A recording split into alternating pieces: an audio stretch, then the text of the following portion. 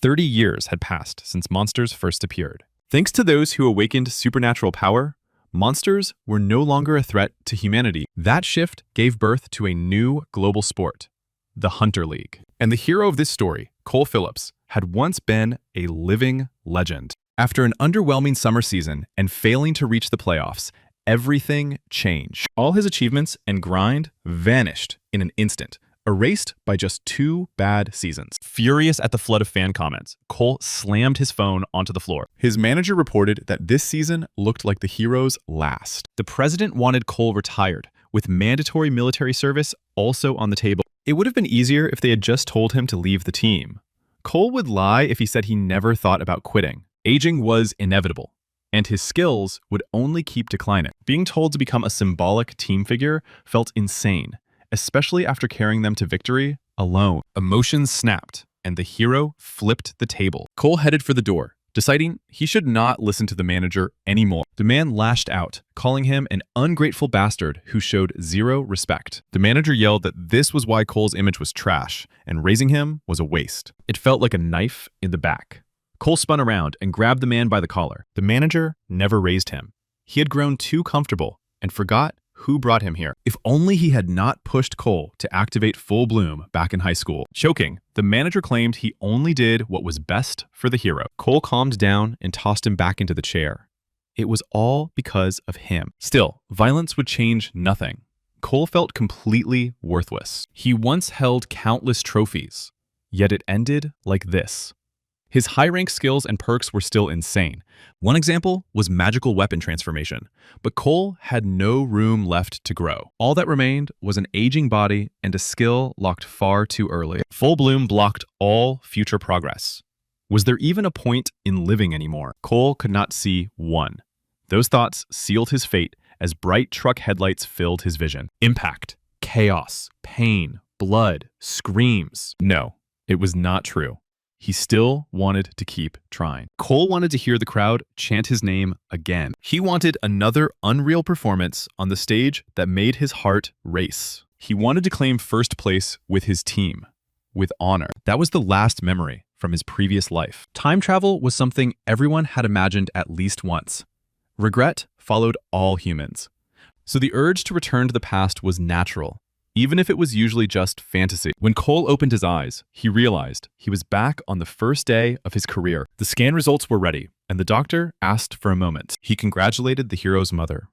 Cole was truly awakened. The woman could not believe her eyes, while her son hurried her home. On the way, his mom warned him not to think about dumb dreams, like becoming a hunter. She said it was insanely hard, and TV hunters were elite league stars. Rare as legends. Cole wished he could say he came from a future where he was a legendary hunter, but she would never believe it. So Cole said he would prove it. His mom smacked him for that line. She wanted him focused on high school studies next year. Cole would prove her wrong. Let the past see what a legendary hunter could really do. Form was temporary, but class was forever. Hunter awakening tests used cutting-edge tech to analyze physical potential. Yet there was one thing the test could not detect: skills. Usually awakened people could only guess their skills and how to use them, but not Cole, because he possessed an all-seeing eye that revealed the essence of any target. As expected, Full Bloom, the skill that unlocks insane talent, had dropped back to rank E. Skill levels could be raised. Cole could always reclaim his perks later. What mattered now was syncing with his current body and skills. A pretty rough sight in the mirror. Suddenly, he heard his mom shouting that they had to monitor him for a whole year. His dad believed the boy should live freely and deserved that year, but his mother refused to let him act alone. She believed even a single year at Cole's age mattered, and chasing an impossible dream was a waste. Yeah, his mom was dead set against him becoming a hunter, and arguing with her was pointless. She suddenly shouted that everything could change in 1 year. And she was right. In a year, players could fight dozens of matches, stacking experience and sharpening skills nonstop. In Cole's past life, Full Bloom would have reached rank B if he had started a year earlier. That alone could have flipped fate. Cole walked to his parents and said he did not need a full year. 6 months would be enough, and he would prove it. Later, Cole went to a special center to train, but he was denied entry. The receptionist said minors needed guardian permission. He had forgotten that detail, since in his past life, he was an adult. Going home meant no training. Cole was thinking of another way when a guy tapped his shoulder and greeted him. It was Derek Clark's. In his past life, Derek was a close-range fighter who always ranked second or third in Division 1. He never took first place, yet was often compared to top-tier players. And it came easy to him. This time, Cole pretended not to know him at all. Derek explained he was from a parallel class and known at school as an awakened. To mess with him, Cole said he had never heard of him. Derek just smiled. Stuff like that happened. Then asked what Cole was doing there. Cole said he wanted to use the training hall, but needed parental approval. Derek said he was in the Academy Junior Club and had free access, meaning he had already joined. In return, he wanted to watch Cole train, since nothing came for free. It was annoying, but Cole had nothing to lose, so he agreed. The receptionist booked the hall, listing Derek from the Soul Club as guardian. In the locker room, Derek said he never expected anyone at school to want to be a hunter, meaning Cole. Derek was in the Academy Club, but most members were older, so fitting in had been rough. Cole would skip tryouts. Nobody trained here now. Everyone was prepping for league entry. Either way, the hero just planned to test his skills and run drills. Derek offered help since they went to the same school, still chasing attention, even in this life. Considering past life experience, Cole was decades older and had no need for help. On the field, Cole finished setting up a tank clone summon. Compared to video games, it was basically a hardcore training dummy. The difference was that it was so tough that leaving cover was nearly impossible. Derek thought Cole misclicked, since normal clones were used for practice. Even in training mode, doing anything at Cole's current level should be brutal. Cole drew his sword and noted that punching bags had to be sturdy. Derek tried to mock him, but the question stood. How do you break something solid? The simplest way was hitting it with something even tougher. Cole could not do that yet. But that did not mean he had no options. The answer was targeting the clone's joints. Doing so, Cole felt perfect control over his body. Next came the all-seeing eye, revealing every weak point. Cole struck them and cleared it cleanly, shocked at how smooth it went. Worth recording. Derek said it was sick and assumed the clone was set to minimum defense. Otherwise, only unique weapons could deal damage. Maybe Derek twisted what he saw, because believing it was hard. Still, Cole's movements were insane. He would pass academy trials, clearly trained with swords or spears. He wanted to try before his team training started. Cole did not need to explain anything. Derek would see it himself once he tried. Later, the guy swore he did the exact same thing. He also set the clone to minimum defense, yet the target took 0 damage. Derek figured he must have messed up the settings somehow. A senior was watching and asked if Derek wanted to greet him. The guy named Sean asked why he was fighting a tank clone. Derek said he was just warming up and doing light practice. Sean laughed.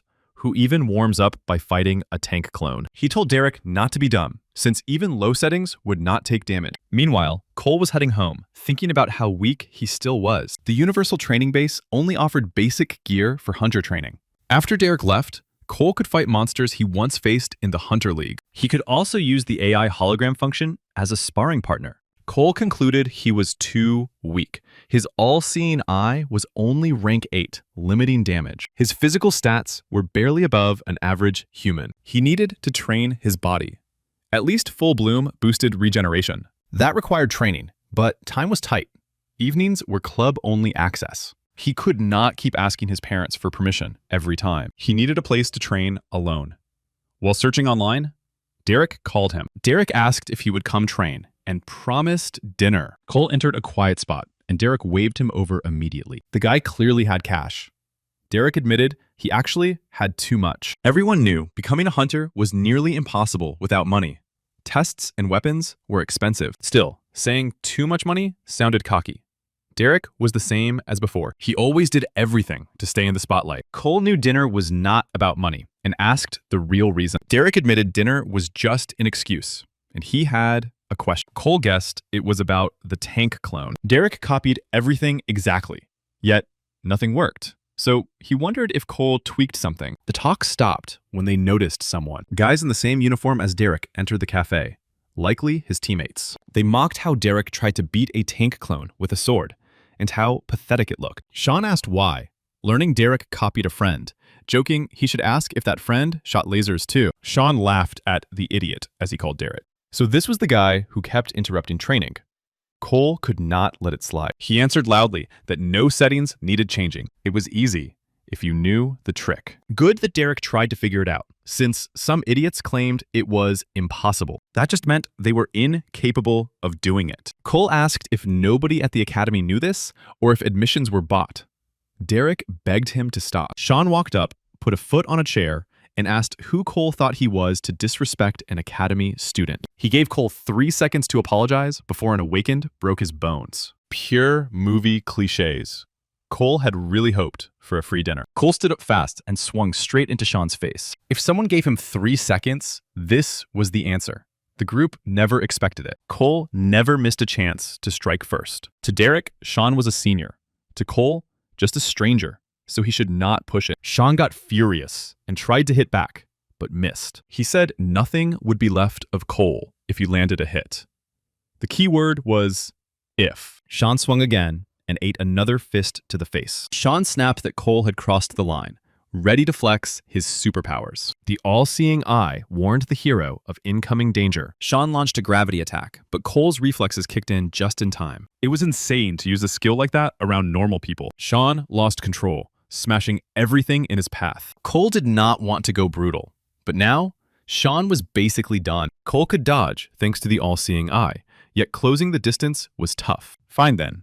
Cole grabbed a plate off the floor and hurled it at Sean's face. Sean froze the plate mid-air with his ability. He mocked Cole, thinking a cheap trick could never work on him. While he talked, a soup-filled plate smashed straight into his head. After using a skill, a cooldown kicks in before it can be reused. Plates kept flying at Sean as panic set in and his skill stayed offline. Spamming skills without cooldown awareness leaves you wide open. When Sean recovered, Cole had vanished. Cole shouted head and slammed a punch into Sean's stomach. Then he shouted head again, leaving Sean guessing the next hit. This time, just as said, the punch landed square in the face. Sean hit the floor and took a full beatdown. It was over, but now came the fallout.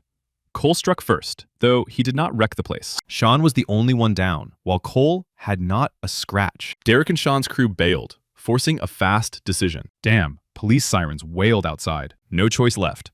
Cole scratched his own face to fake injuries. He splashed water on Sean to wake him up, then lay on the floor, putting Sean on top and playing the victim. As Sean stirred, rage pushed him to swing again. Derek's shouting stopped him as he pointed the cops to the fight. Seeing Cole supposedly beaten, the officer drew his gun and ordered Sean to stand down. Cole's acting fooled the police, leaving him consequence-free. Sean would likely stay silent, unwilling to admit a rookie destroyed him. Even admitting skill use would only worsen his situation. Later, Derek said Sean took heat from teammates and faced possible expulsion. Justice, it seemed, had landed clean. Derek asked if Cole planned to take a break. Cole refused, tuning the tank clone again without pause. Full Bloom granted awakened talent when he achieved something special. In short, the hero unlocked a new skill. With a shout, Cole struck the clone's head, awakening a talent called Name Your Attacks. Saying an attack name or pointing its target boosted power, even if words mismatched actions. Cole never expected the Sean fight to count as a special feat.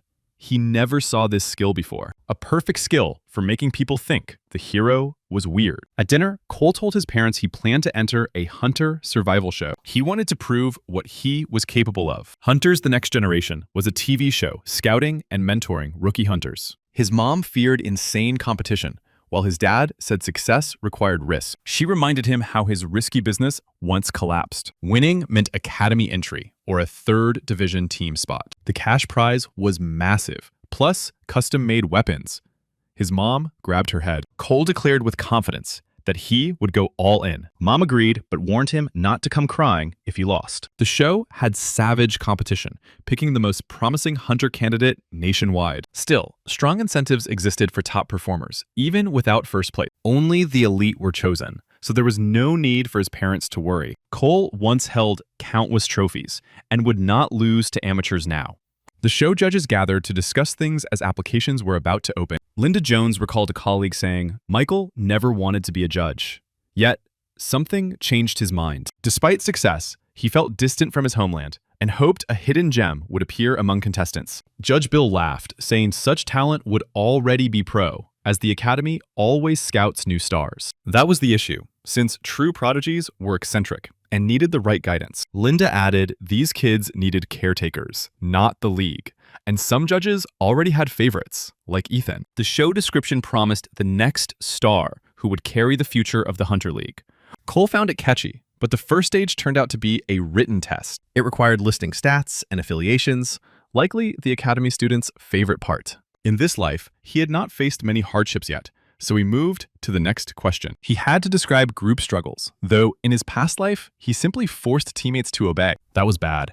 He expected an easy run, not a trap like this. A practical test could fix things, so he pressed the button to proceed. He was warped into a vast space, amazed someone had such a skill from experience or traits. Maybe teleportation or illusion, but this stage clearly involved practice. A 3-minute clone trial required beating waves within the time limit. Weapons took the form imagined, and Cole instantly chose dual pistol. They matched what he used with magical weapon conversion, though other skills stayed locked. The countdown began as he activated his special vision. Dummies spawned, lacking the heavy defense of the tank clone. Cole planned to clear it as fast as possible. Judges watched as Linda shouted that something was wrong. This was not what they intended when designing the test. Anyone with a gun could clear these clones, so she called it cheating. His application did not help, since he wrote his life had been smooth and problem-free. He also claimed he ordered his group around, making Linda think he was not serious. Michael partly agreed, since guns were not ideal hunter weapons. They were nearly useless in the league and unreliable against monsters.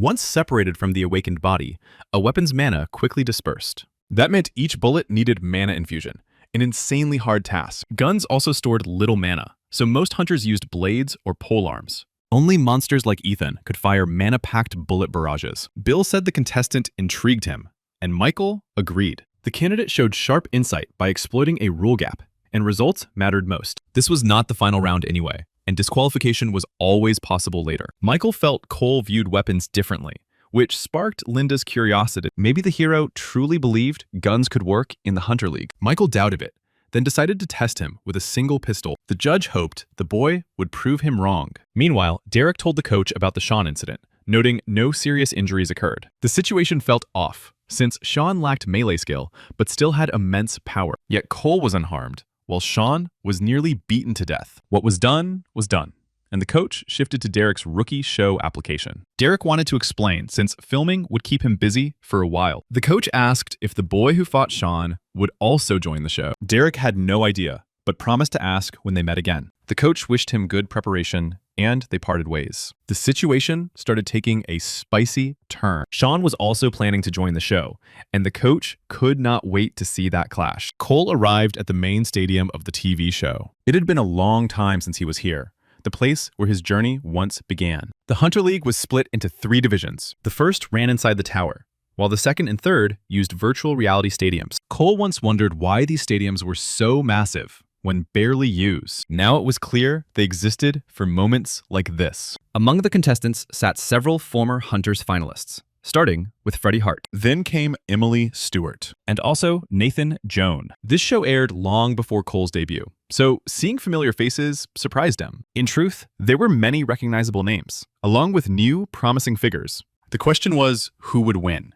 And this time, it would be Cole. Derek waved at him, signaling to take the seat nearby. He thought Cole would still be stuck in a hospital bed. To Derek, it looked like Cole had taken a serious hit. Sean was placed on probation and needed 3 weeks to fully recover. Cole asked how Derek ended up here, and learned he had no real choice. Pro teams hunted talent among academy students, so he had to shine. Smoke cleared above the stadium as the host appeared. He spoke about the constant hunger for new players and fresh faces. The birth of a legend destined to shape the Hunter League had begun. The host welcomed everyone to the most spectacular show on the planet. A tower formed from countless fragments before their eyes. Here, the audience would meet the greatest hunters of the next generation. Every contestant present had eclipsed countless awakened across the nation.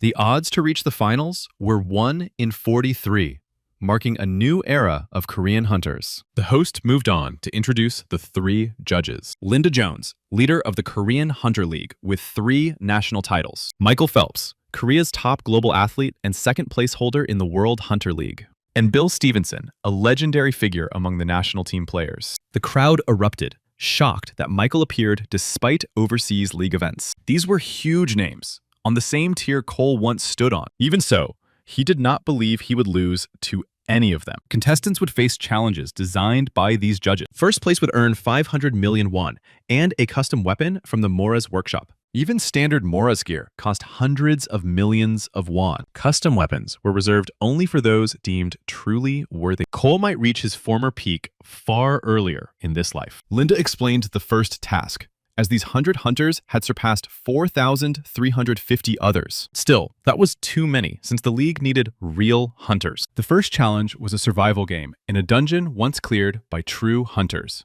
Contestants had to endure until only 20 remained. The top 5 would gain advantages in the next round. With that, the trial began. All participants were teleported to the battlefield. It was the land of lost souls, once used as a final stage arena in Cole's past life. Cole knew this place like muscle memory, from dungeon layout to core mechanics and even its ecosystem. Even the secret zone was clear to him, and a sharp grin formed as plans clicked into place. Linda believed survival mode would leave him no loopholes to abuse. Cole passed the qualifiers without showing real mastery, which already raised flags. One could call it raw intellect, but Linda was not buying that excuse. Survival games exposed true hunter basics like combat sense, scouting, and awareness. A fake would get wiped instantly, since the Hunter League was no joke. The overall skill level looked stacked, hinting Linda had cooked up something brutal. It was a clean way to filter out hunters lacking grit or experience. Suddenly, a woman shouted that one participant was leaving the mission zone. Bill asked for a closer look at the situation. It was Cole, standing before a strange, ominous door. Linda froze in shock, wondering how he even knew this place existed. A land of lost souls artifact was hidden there. Artifacts were dungeon treasures of countless forms and effects. Sometimes just claiming one meant instant victory. This dungeon had never been used before, so no one should know this secret. Not even First Division pros, let alone regular players. Yet, Cole was here. Michael suggested checking for an error, but Linda denied it outright. This VR dungeon mirrored a real one, and Cole accessed a hidden zone. No one knew about it, not even League players, which explained the blank map. Michael asked what was hidden inside that secret dungeon. It was Aether, a banned artifact so broken that Bill and Michael considered removing it. That required stopping the match, since Aether could not leave VR but worked in-game. Michael noted such power always came with a Guardian. Guardians protected artifacts, and stronger relics meant deadlier Guardian. Linda lit up, realizing he was right, and ran a check. The Aether Guardian turned out to be a cube. Cole finally stepped inside, his memories slightly hazy with time. Still, he found the spot he needed. Beating the Guardian and claiming Aether would make this round a cakewalk. The cube split into fragments, blasting blinding light. Cole jumped back fast, knowing this thing could kill him if unprepared. The cube was tagged as an advanced tech relic from Tower Ruins. He defeated it in a past final to claim Aether and lock victory. Finding it mid-match let him use it despite the ban. Using magical weapon conversion, he reshaped his sword into a crowbar. He guessed the same trick would work, leaping and swinging hard. Cracking a piece off took effort, but it worked. He hit the ground rough, but now had a fragment. A monster guardian would be impossible at his current stats. But this cube was a machine built to guard relics. Know its attack patterns, and it could be handled. The cube morphed into 2 massive hands. Cole timed their clap perfectly, barely clearing the crush. He did not miss the opening, and the hands shattered apart. Just before dodging again, he tossed the fragment between them. No matter how tough the cube was, its own piece matched it. Breaking was inevitable. Time to claim Aether, as a golden stairway rose toward a pedestal and chest. It had been ages since the hero last saw Aether, even if this one was only a replica. Everything went according to plan, the artifact resting in Cole's hands. He planned to mount it onto his weapon. An awakened talent appeared, Aether, allowing him to create an exact copy using his own mana. Defeating the Guardian counted as a special feat, granting Cole another skill. Pure luck. He switched back to pistols to test the new power. Judging by the bullet marks, this skill might let him rely on guns sooner than expected. In his past life, his mana pool was massive, enough to fire bullets made of pure mana. He had not activated full bloom yet, so his mana was far lower now. Still, Aether might let him pull it off. He was solid for suppressive fire, though landing precise shots stayed tricky. Cole could work around that. The judges watched closely as he picked up the pistols again. So this was how he intended to use Aether. But how did Cole dodge that laser shot earlier? The cube was not alive, so Michael assumed Cole followed a fixed pattern. The odds he knew that seemed slim, though Linda admitted pros like them could, not contestants. She suspected a foresight skill predicting enemy actions. Even so, Cole figured out how to beat the Guardian using a cube fragment. Michael's words echoed about eccentric hunters hiding real potential. Meanwhile, Freddy was dominating, leading the kill rankings. Everything played out as Seoul Private Academy's first team predicted. With 60 survivors left, this round would end soon. Freddy felt no one could beat him in a straight duel. Then, he heard gunfire. Cole finally moved out, realizing he lingered too long as 60 were already eliminated. He could barely take first place if he wiped all remaining players. Finding everyone was impossible, so even 5th place sounded fine. Cole chose to hunt as many as he could. Suddenly, he spotted Sean hiding in bushes, stalking another contestant. Cole stepped up from behind and tapped the prankster's shoulder. Sean dropped in shock. Cole mentioned a small problem and hoped Sean could help him out. Sean exploded in rage, calling Cole a dead man. Cole replied calmly that he came for help, and Sean was acting rude. Sean only grew angrier and shoved him away, ready to use his skill. With wider range but weaker force, he could steal kills by sneaking in. Sean clearly had no intention of helping, but Cole planned to change his mind. Cole shouted words like head and stomach while swinging at him. Sean's face quickly filled with scrapes and bruises. Broken down, he asked what Cole wanted, and teamwork was offered. Sean refused, wanting nothing to do with him. A pistol appeared in Cole's hand. He fired a shot right beside Sean's foot. Then he aimed at his head, making the threat clear. Either Sean helped Cole and lived, or things ended there. Sean cracked and asked what he needed to do. 2 contestants fought in the forest, and Cole dropped them with one move. Someone hurled a sword at Sean and Cole from behind. Sean spotted it in time and stopped it using gravity. The gunfire was way too loud, pulling at a crowd like moths to a flame. Among them stood Freddy, clearly fired up and hostile. The Hunter League is a team game, and not everyone is built for pure offense. Sean held 3rd place with 8 kills, and his gravity skill was peak-tier battlefield support. Michael noted Sean was doing solid,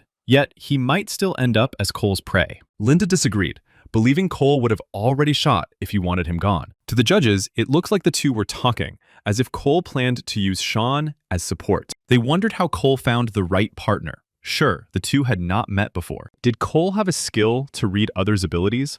Or was Michael overthinking it again? Bill felt they made a strong duo, with Sean locking enemies down using gravity. Meanwhile, Cole would wipe them out with an ether-charged pistol. Michael stayed cautious, sensing the enemy would not fall that easily. 4 contestants, led by Freddy, closed in, pushing the fight toward its peak. Victory here was not about raw power, weapons, or flashy builds. The simplest tactic was numbers, overwhelming the enemy through sheer count. Cole had Sean and gravity on his side, but Sean was still just support. From Freddy's view, the odds favored him and his group. Cole dodged a sword slash, something he had not felt in ages, but for Freddy, it was new. Freddy did not know what changed, only that Cole now wielded something abnormal. Freddy hurled another blade, intent on erasing Cole from the match. Cole fired back at the same time, the flow of battle staying clean. In his past life, Freddy could control multiple swords with telekinesis. Right now, he could not, and blocking a storm of bullets was rough. Freddy ducked behind a tree, hiding from the incoming shots. Unlike before, he was fighting smart this time. Another fighter rushed Cole up close, clearly lacking experience. Rushing a gun user at point blank meant 0 mischance, 1 less enemy. Cole pushed forward and used the all-seeing eye to spot 2 hiding in bushes. He planned to take them out, while Freddy stayed pinned down. First, the swordswoman fell. Then, the archer followed. Cole now had 7 kills total. Only Freddy remained. Freddy's ability to deflect shots was insane to watch. Even more so, considering Cole's bullets moved slower due to low mana. Still, Cole was better, and Freddy struggled more with each second. Cole activated the all-seeing eye and fired while Freddy focused on defense. He felt genuine hype after landing the hit. That rush ended as the trial timer ran out and 20 survivors returned. With a bit more time, Cole could have wiped them all. Bad luck. The judges congratulated the survivors, each earning the right to be called a true hunter. Considering hunters were a tiny fraction of the awakened, this was huge. The League sought people like the first hunters, those who once protected humanity. Michael believed the survival game showed what being a hunter really meant. Details of the next challenge would be revealed the following week. Until then, contestants were free to use the training facility. Michael strongly advised visiting at least once. Then, the rankings appear. Cole placed 5th overall, while Freddy claimed 1st. The challenge ended, and the awakened talent Aether stayed with Cole. Derek rushed over and hugged him, having heard about the 5th place finish. Cole asked how Derek himself had done in the rankings. Derek nodded, since everyone kept talking about Cole using a pistol. Derek was dying to know how Cole even got one and made it fire properly. At that moment, producers approached and told the hero to get ready for an interview. They seated him in front of a green screen and started filming. The first question asked why Cole decided to join the show. Cole figured there was simply no better candidate than himself. The host congratulated him on reaching the finals and asked about the first stage. Cole said things could have gone better, but he cleared the trial as expected. He faced many rivals, yet none felt truly worthy. Cole was slightly wary of Freddy, but did not see him as a real rival. The host then asked how Cole ended up only in 5th place. With a sly grin, he replied that rushing to the top from the start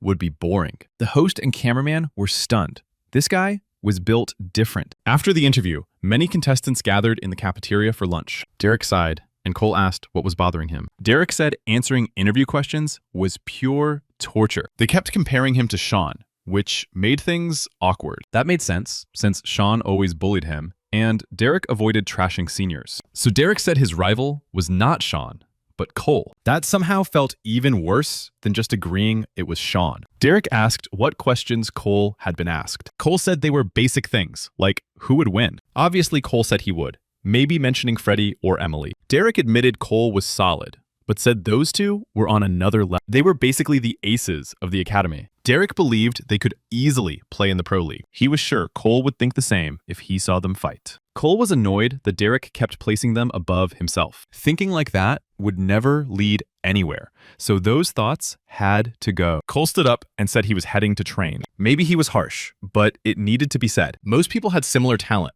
with only rare exceptions. Those who surpassed everyone else were the ones staring straight at the peak. Seeing yourself as inferior made no sense, especially at Derek's age. Suddenly, a guy named Dustin approached, having heard Cole fought Freddy. He was curious, since Freddy was undefeated in the academy, which shocked him. Dustin asked for his name, and Cole answered, then asked what he wanted. Dustin said Freddy was furious when the survival game ended. Freddy grabbed Dustin by the jacket and dragged him away, apologizing. Honestly, Cole had no idea what just happened. He heard they were both from the academy and got along well. Cole decided to check them with the all-seeing eye. Freddy had top-tier sword control and acceleration skills. Dustin was stacked with raw power and strength. Without full bloom active, some of their stats beat Cole by 50% or more. Aether carried him this round, but the next one would not be easy. The dream of countless rookie hunters aiming for pro status was starting now. The judges gathered, discussing Freddy, the top contender from Seoul Private Academy. In his interview, Freddy said becoming a hunter was his childhood dream, but the road was rough. He failed the academy entrance exams twice, yet never gave up. Freddy realized that grind always pays off and learned how to refine himself through effort. That is why he believes persistence and iron resolve are the real keys to breaking any wall. Derek and Cole did not expect the show to air so fast. Tech had jumped way ahead. The comments were solid. Many said Freddy's answers felt dry and boring. Still, people respected his humility, while the next contestant went off script. Then Cole saw himself pop up on the phone screen. In the interview, he said his path to becoming a hunter had no real hardships, and if teammates let him make the calls, things would run smooth. Freddy chased self-improvement, while Cole simply believed no better candidate existed. One thing united them. Both saw no worthy rivals ahead. Cole turned off Derek's phone and suggested hitting the gym. Derek looked bummed. They had not even reached the survival game parts. Cole told him to watch the replay later. Derek wondered why Cole was training only his legs. Cole asked about Derek's role. Ranged fighters needed raw damage above all. Mobility mattered too, something Derek likely noticed in the survival game. Elite melee fighters like Freddy had insane mobility, or attacks deadly enough to threaten ranged units. That is why Cole's mobility had to match melee fighters, or beat them. Suddenly, a man entered the gym and corrected Cole mid-thought. In the Korean League, strategies focused on deleting ranged fighters were rare. He asked Cole's opinion, clearly not a normal guy with access like this. Cole replied that against teams like British ECG or French ALD, it was different. Those teams targeted ranged fighters first. It all depended on which ranged fighter you faced. That alone justified Cole training legs, the man smirked. So Cole claimed his ranged skills would make him priority prey. The man laughed at the bold claim, intrigued. Still, Overconfidence often led to failure. He said to take it as advice from years of experience and promised to watch Cole. The man left behind more questions than answers. If he was watching, Cole had to prove his worth. That man, Adam Steinberg, first-generation hunter and chairman, sat later in his office. His aide said ranged fighters needed support skills and attack power most. Adam disagreed. Power meant nothing without accuracy. Accuracy mattered. Then he waved it off, lost in memories. Once, he asked a comrade why he only trained legs, not mana. The answer was simple. Legs were everything for ranged fighters. Monsters always rushed them, knowing they were weak up close. Young Adam was shocked how simple it sounded. Being spotted meant death. Adam struggled to grasp it as a melee fighter. But it was true. Mobility defined ranged fighters, even in the league. Not in today's league, though. Most top hunters had died. In high-tier leagues, especially global ones, it was absolute truth. Cole was not even in the league yet, already eyeing the world stage. Was it ego or confidence? His stats grew faster than last life. Likely thanks to Full Bloom, a skill with 2 traits. It granted talents after key feats, basically new skills, and massively boosted stat growth, a truly broken ability. Derek asked what Cole planned after training and wanted advice for himself. Derek stayed in solid shape from academy drills, so he did not need to grind as hard as Cole. Cole replied that he did not know Derek well enough to give real advice yet. With a dark grin, Cole suddenly suggested a duel. They stepped onto a special combat field built for sparring. Derek was shocked to see Cole handle a sword with real skill. Derek would have no chance against Cole with pistols, but in swordplay, he believed he could hold on. Cole moved first, pressing forward, while Derek defended under heavy pressure. Derek could not figure it out. It was a normal sword, yet fighting felt insanely hard. Cole was using magical weapon transformation. Derek assumed the struggle came from the gap in their talents. He could not close the distance, and suddenly, Cole held a massive blade. Derek had no idea how to block that strike. In the end, he collapsed on the floor, drained. Cole asked what Derek thought about his supposed rival now. Derek admitted Cole was stronger than him. Then Cole revealed he had been holding back, and he did not look like he was joking. Derek felt crushed, almost to tears, wondering if he lacked that much talent. Cole suddenly named the real reason for the loss. Wrong weapon. Cole pointed at Derek's sword and highlighted its strengths. With his speed skill, Derek had surprise and lightning-fast decisions. Pairing that with a longsword made no sense at all. Instead, a light, fast weapon like a rapier fit him perfectly. Cole pulled one out, saying that with Derek's skill, rapid strikes would shred enemies. Derek had never even considered that option. After training, Derek said he was still unsure, but an idea had formed. Suddenly, Cole heard talk about himself. Like he got cocky after beating academy trash. It seemed one guy had been watching them the whole time. Clearly, Cole rubbed him the wrong way, and the guy wanted trouble. Cole never ignored stuff like that, so he asked if the guy could back it up. At first, the guy thought he misheard, but Cole was crystal clear. Cole proposed a fight, unless the guy was scared stiff. Furious at the disrespect, the guy agreed, then hesitated. It was Liam, the same one who tied with Cole for 5th in the survival game. His skills and stats were impressive, dwarfing Cole's raw numbers. Cole would lose if it was pure power, so Liam suggested a combat room. Cole said he would not even need pistols to wreck someone like Liam. Liam was a top rookie, and pistols would not surprise him anyway. They decided to start, and Cole had a real chance of losing. That did not mean backing down. Cole swung first. Liam hurled 3 daggers at once. A mid-range fighter, Liam tried to keep distance while Cole pushed in. Cole blocked the first 3 daggers, but not all in time. Luckily, Aether from Full Bloom blocked the hit. Without it, Cole would have been done, as Liam kept throwing knives from range. On top of that, Liam used telekinesis. Sure, he had the edge. Yet Cole somehow deflected the blades, hiding a trump card. Cole transformed his sword into a dagger and threw it. Liam laughed, confident telekinesis would stop it easily. Cole expected that reaction. The first dagger was bait, setting up the real strike with the rest. Liam stopped 4 knives with telekinesis, but he could not sustain that skill on multiple targets at once for so long, which meant the last blade he fully halted would still strike him while his focus stayed split. The system declared Cole the winner. Michael and another man watched closely.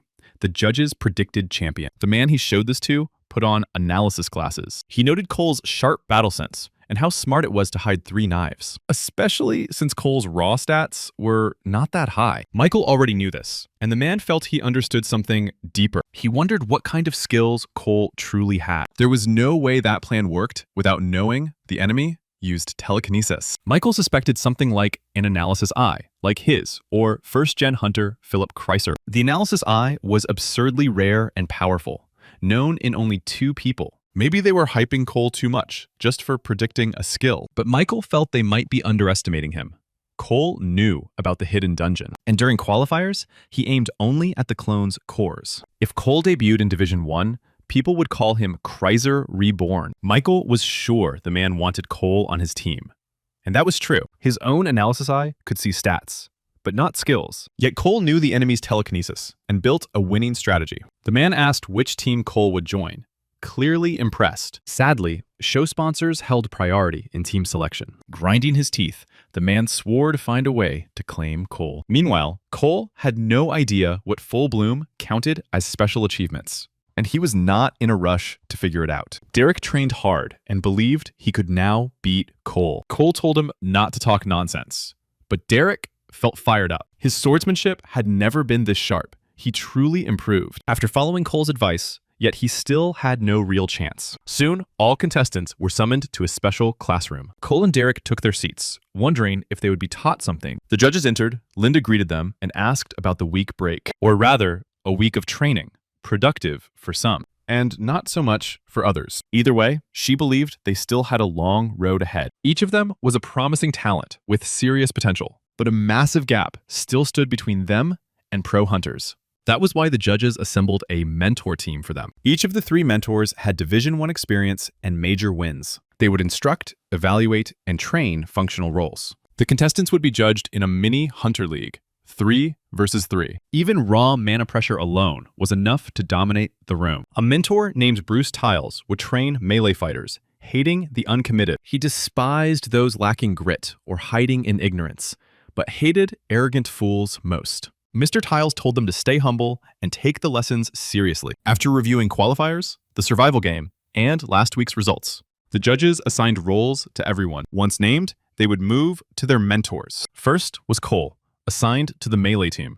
A total shock. He could not figure out why the hell he was placed here. Freddie was here, Emily was here too, and Derek as well. The group was stacked with promising talent. Mr. Tiles stepped onto the field and told them to forget everything they had learned before. He did not care which academies they came from, since all of them were weaker than 3rd Division hunters. As they likely saw in league matches, hunters rely on skills or devices, mana-activated mobility tools like Air Anchor and Air Step. These tools make fights faster, flashier, and far more dynamic. Mr. Tiles would train them to use Air Anchor and Air Step. He did not need melee hunters who could not handle them, so training began. Using them for the first time was definitely rough. In his past life, Cole used them like extensions of his body. Now it was time to see if muscle memory remained. Mr. Tiles raged at their failures, saying they were meant to become stars of the Korean Hunter League. The 3rd Division was known as a rookie graveyard, a perfect trap for fools like them. The mentor was loud enough that Cole struggled to focus. Derek also seemed to be having trouble. That was expected since they were given 0 instructions. Derek was doing it wrong, and Cole told him to descend. Derek asked if Cole plans to train, since Mr. Tiles would test them. Cole said Derek should worry about himself, doubting he would succeed like this. Derek asked what he should do, and Cole told him to set the mana rope length first, then maintain a constant mana flow, or the rope length would keep shifting. That was why Derek lost balance. And he also needed to focus on his center of gravity. In the air, his body itself had to become the center. Cole demonstrated, landing cleanly on his feet. That made preventing falls and repositioning much easier. The key was maintaining a steady mana output. Derek repeated it mentally and tried again, shocked when it worked. He said Cole must be talented since it worked on the first try. Mr. Tiles yelled at them for talking since they were not here to have fun. He called them useless and asked for Cole's name. Cole introduced himself, sensing the mentor trying to rein them in, which he did not care about. Mr. Tiles said it looked like Cole was doing nothing because he trusted his own strength. Cole replied that it seemed true and he could step back. But he was curious how they planned to test Air Anchor and Air Step. Considering his past life, Cole was older, and elders had a duty to guide juniors. Mr. Tiles decided they had enough time, and began the test. Michael angrily asked why Cole was listed in the melee team, suspecting Linda made a mistake. He thought Cole would be placed in ranged combat, and Linda had considered it. Cole handled melee weapons well, but more importantly, he was too selfish. So Linda assigned him to Mr. Tile's group, clearly part of her plan to push the rookie against a first division hunter and break his arrogance. Linda felt it was fine and wanted to drag the cocky upstart back to earth. The test required reaching the air anchor above, and Mr. Tiles hoped that the one confident enough to slack off would finally show his worth. Otherwise, he did not deserve to be a hunter. It looked like he was trying to eliminate Cole with this test. Cole then asked what the mentor would do if he actually succeeded. Mr. Tiles promised him total freedom to do whatever he wanted in class. The mentor was sure it was impossible, since the anchor floated 100 meters above the floor. That height was unreachable for first-time users. Even mid-level users failed, and everyone else crashed hard. Then Mr. Tiles noticed Freddy using his sword to launch upward, something beyond simple telekinesis. Too bad he skipped the air anchor, but maybe he could still climb higher. Everyone also stared at Cole's insane agility. Mr. Tiles turned around, seeing Cole move like he had zero fear of falling. Suddenly, airstep failed him, and he started dropping fast. Lucky timing saved him, as he grabbed the anchor and regained balance. Now Cole was inches from the top anchor,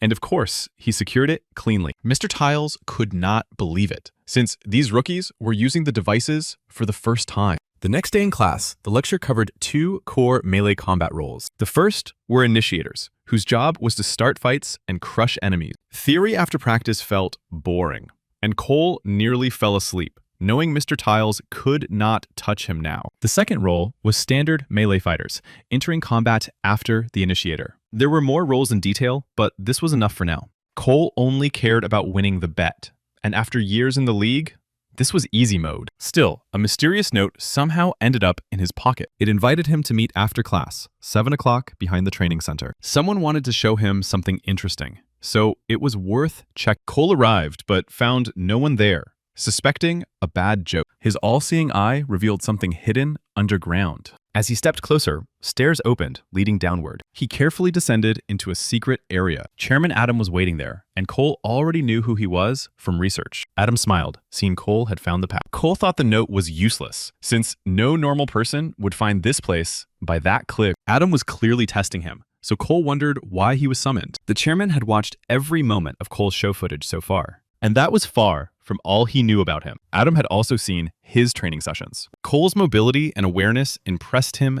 deeply. Adam decided to guess the winner of the show. He believed it would be Cole, and not just that. Adam was certain Cole would reach the first division, and maybe even beyond. Cole still wanted to know what was being shown to him. Adam pressed a button, and massive doors began to open. Behind them stood S-rank weapons, along with specialized mana equipment. Cole questioned why he was shown this, and Adam wondered if he really did not want that. Of course he did, especially seeing weapons he once used. Caliburn appeared, the legendary blade he earned in a showcase duel long ago. The sword felt perfect to wield, and even deadlier when transformed into a gun. Adam offered to lend him one weapon, but Cole asked, why not just give it? Adam implied Cole would understand if he knew the real price of such arms. They were far more valuable than Mora's workshop gear, and Cole sighed at that truth. He cut to the point, asking what Adam really wanted, surprising the chairman. Most people tried to flatter him once they knew he was a first-generation hunter, but this kid looked down on him instead, a rare and refreshing sight. Adam offered Cole to join the Hunter Association, not as staff, but as an active hunter. If he joined, Adam would let him borrow any weapon displayed there. But what would Cole gain from it? He knew what joining the association meant, yet he saw no benefit for himself. And if that was all, he was ready to leave. Another class was about to start, and Adam stopped him, hinting Cole might overrate himself. He mentioned many young talents who shined in second and third divisions, but went no further. Cole did not care. The only thing that mattered was whether he could go beyond. He appreciated the tour and calmly said goodbye to the old man. Cole left, while the chairman stood there, stunned and oddly impressed. Cole returned to the room, where Derek worried he would be late again, especially after the Mr. Tiles incident.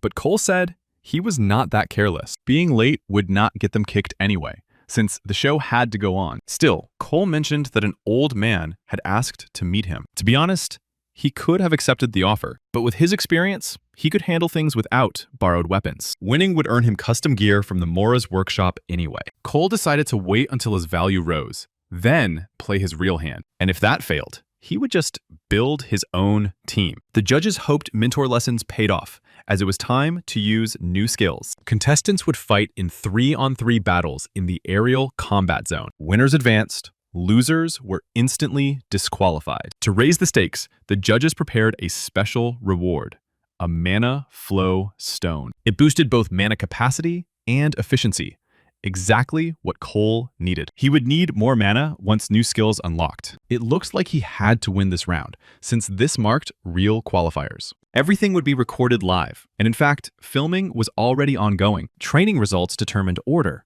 and the top scorer chose teammates first. With that settled, Michael sent them to waiting rooms to form teams. They would meet again when 3-on-3 battles began.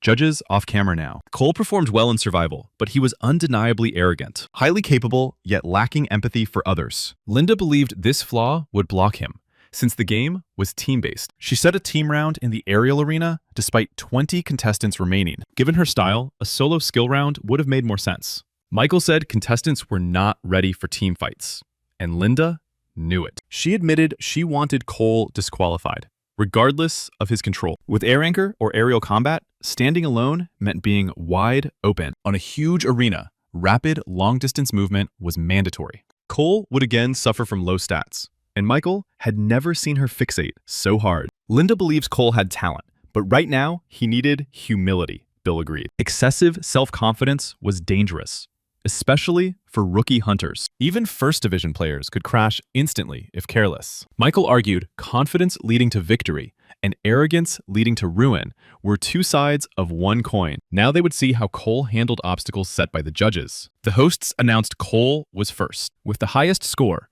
he earned the right to choose 2 teammates. Cole picked Sean and Liam and pushed them to go all out. Liam bristled at being chosen, acting like Cole was mocking him. Clearly, Liam still could not accept losing to Cole. Sean posed no issue, since he had seen everything firsthand and was still just a kid. Cole said he would take the lead role in this round, stepping up as the core force. He trusted the guys' abilities and chose to rely on them fully. Liam was stunned at first, but eventually softened up. Chasing victory makes people do wild things.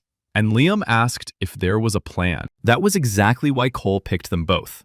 They had to follow his calls. The guys whispered among themselves while Cole promised something big. Liam yelled in shock, thinking Cole had to be joking. Too bad Cole could not explain that he came from the future. He simply told them to do as instructed and not screw it up. If Liam failed, it would only help the enemies. So they agreed to lock in. The 3-on-3 mini Hunter League battle began in the aerial combat zone. Touch the ground or become unfit to fight, and you were instantly out. Defeated contestants were eliminated as judges wished everyone luck. Cole focused and teleported onto the battlefield. It was time to move. He appeared on a skyscraper southwest of the center, sensing no one else inside. Sean was in the southeast, Liam on the eastern side between center and edge. They stayed connected through comms, moving by Cole's plan, bound to meet later. For now, Sean and Liam just had to head toward the center, unseen. If they ran into anyone, they were to retreat immediately. Only 3 teams existed. On such a massive arena, bumping into rivals early was unlikely. That meant Cole had to draw enemy attention somehow. Then, a shot rang out. It did not matter who fired the arrow.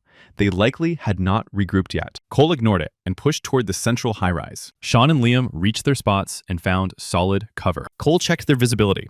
They needed eyes on him. They could see fine, though Cole probably stayed unseen from their angle. It was time. Cole fired straight into the sky and waited. Dustin appeared immediately, questioning Cole's presence. He bragged about his luck, claiming Cole would be his first victim. Dustin meant to report to Freddy, but forgot his mic stayed open. Freddy told him to stall and kill Cole if possible.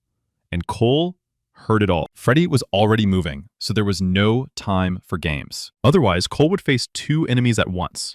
Best case scenario. Dustin kept talking non-stop, fishing for details about Cole's success. Endless chatter, as if he assumed Cole was alone. Dustin claimed if Cole had backup, they would have attacked already. He apologized, but still wanted details of the Cole versus Freddy clash. Dustin was far stronger than Cole, exactly as expected. Distance was key. Cole pulled away using the air anchor, Dustin mastered air step too and chased after him. He handled the pursuit well and kept talking, even mid-air. Cole jumped to another building. Then he opened fire. It failed. Dustin deflected the bullet, proving real potential. Pistols alone would not stop him. Cole's Aether was weaker than the one from the survival game. A quick takedown was impossible. The weapon lacked power. His mana pool was limited, and Cole suddenly halted. Freddy finally arrived, clearly serious, and Cole warned Sean and Liam to get ready. As Freddy closed in, Cole gave the signal, but the guys did not appear. Freddy and Sean panicked at first, then decided it had to be a bluff. Freddy pushed again with telekinesis, chasing Cole and thinking he could not fool them. They had no clue that Sean had already launched a gravity attack. Cole started falling, and Freddy thought he was done for good. 1 second later, they started falling too. Liam caught Cole midair with telekinesis, saving him from the drop. No one was there to save Freddy and Dustin. They realized they messed up hard and were eliminated on the spot. Cole felt his body crushed from all sides. Painful, but still manageable. Liam never imagined he would use telekinesis like this one day. Cole's plan worked, though a direct clash would not have ended so clean. He baited the enemies into chasing, pulling everyone into the air. Sean shocked them with gravity, while Liam secured Cole with telekinesis. The enemies met a different fate, but the match was not over, so Cole stayed sharp. Other contestants may have seen it, meaning this trick would not work twice. Meanwhile, Emily wiped out 3 hunters solo, exactly as expected from her. It was time to announce the winners, and it was Cole's entire team. Emily scolded Freddy and Dustin for losing to Cole and dropping so stupidly. She was stunned by how badly they blew it, despite past experience. Dustin tried to justify it, saying Cole's strategy was flawless, and caught them cold. Freddy apologized, admitting he should have acted more carefully. In his past life, Cole thought the same way, analyzing losses instead of raging. Liam came over to apologize for his harsh words earlier. He got embarrassed and left, saying Cole already seemed to have moved on. Liam looked like the type who struggles to admit fault, even under pressure. Linda could not believe how easily Cole's team crushed everyone. A shocking result. It was pure strategy, beating raw power, and Michael had called it. The match was not even meant to test strategic thinking. Building a plan using only teammate skills was no easy task. Even more wild, Cole picked teammates he barely got along with. The first round ended and the champions stepped onto the stage. They earned the most points, each receiving a mana flow stone. The first step of Cole's plan was finally complete. With this artifact, awakening full bloom might actually be possible. The host wished them glory, legends, and maybe even the world stage. Others, deemed unworthy of the Hunter title, faced elimination. It was a competition after all. Cutting players was inevitable. 13 contestants were removed, and Derek was among them. The next trial required 2 people to work together as a team. Teammates had to move in sync and capture a control point. The captured zone had to be defended for 1 full minute. Or there was another way. Kill zones allowed ranking up by defeating opponents in combat. With an odd number of players, 1 qualified person could be invited as a partner. That partner would not be eliminated, even if points were low. As expected, Freddy and Emily teamed up. The obvious power move. The easiest path forward was choosing a strong partner. Derek still had no pair, and avoiding elimination looked rough. Fate was unclear, but elimination awaited, and it was risky. Derek ran up to Cole, hoping for help since they went to the same school. With no one else around, he asked anyway, but Cole firmly refused. Derek started begging. Cole told him to switch weapons and dropped advice, somehow ending up as his mentor. Cole had no idea how he became a mentor. Whatever. He caved in. He would help, mostly because he had nothing better to do. Cole also wanted to test the mana flowstone and see how it affected his skills. He warned Derek to obey completely. This was the last favor. That night, alone in his room, Cole took out the stone.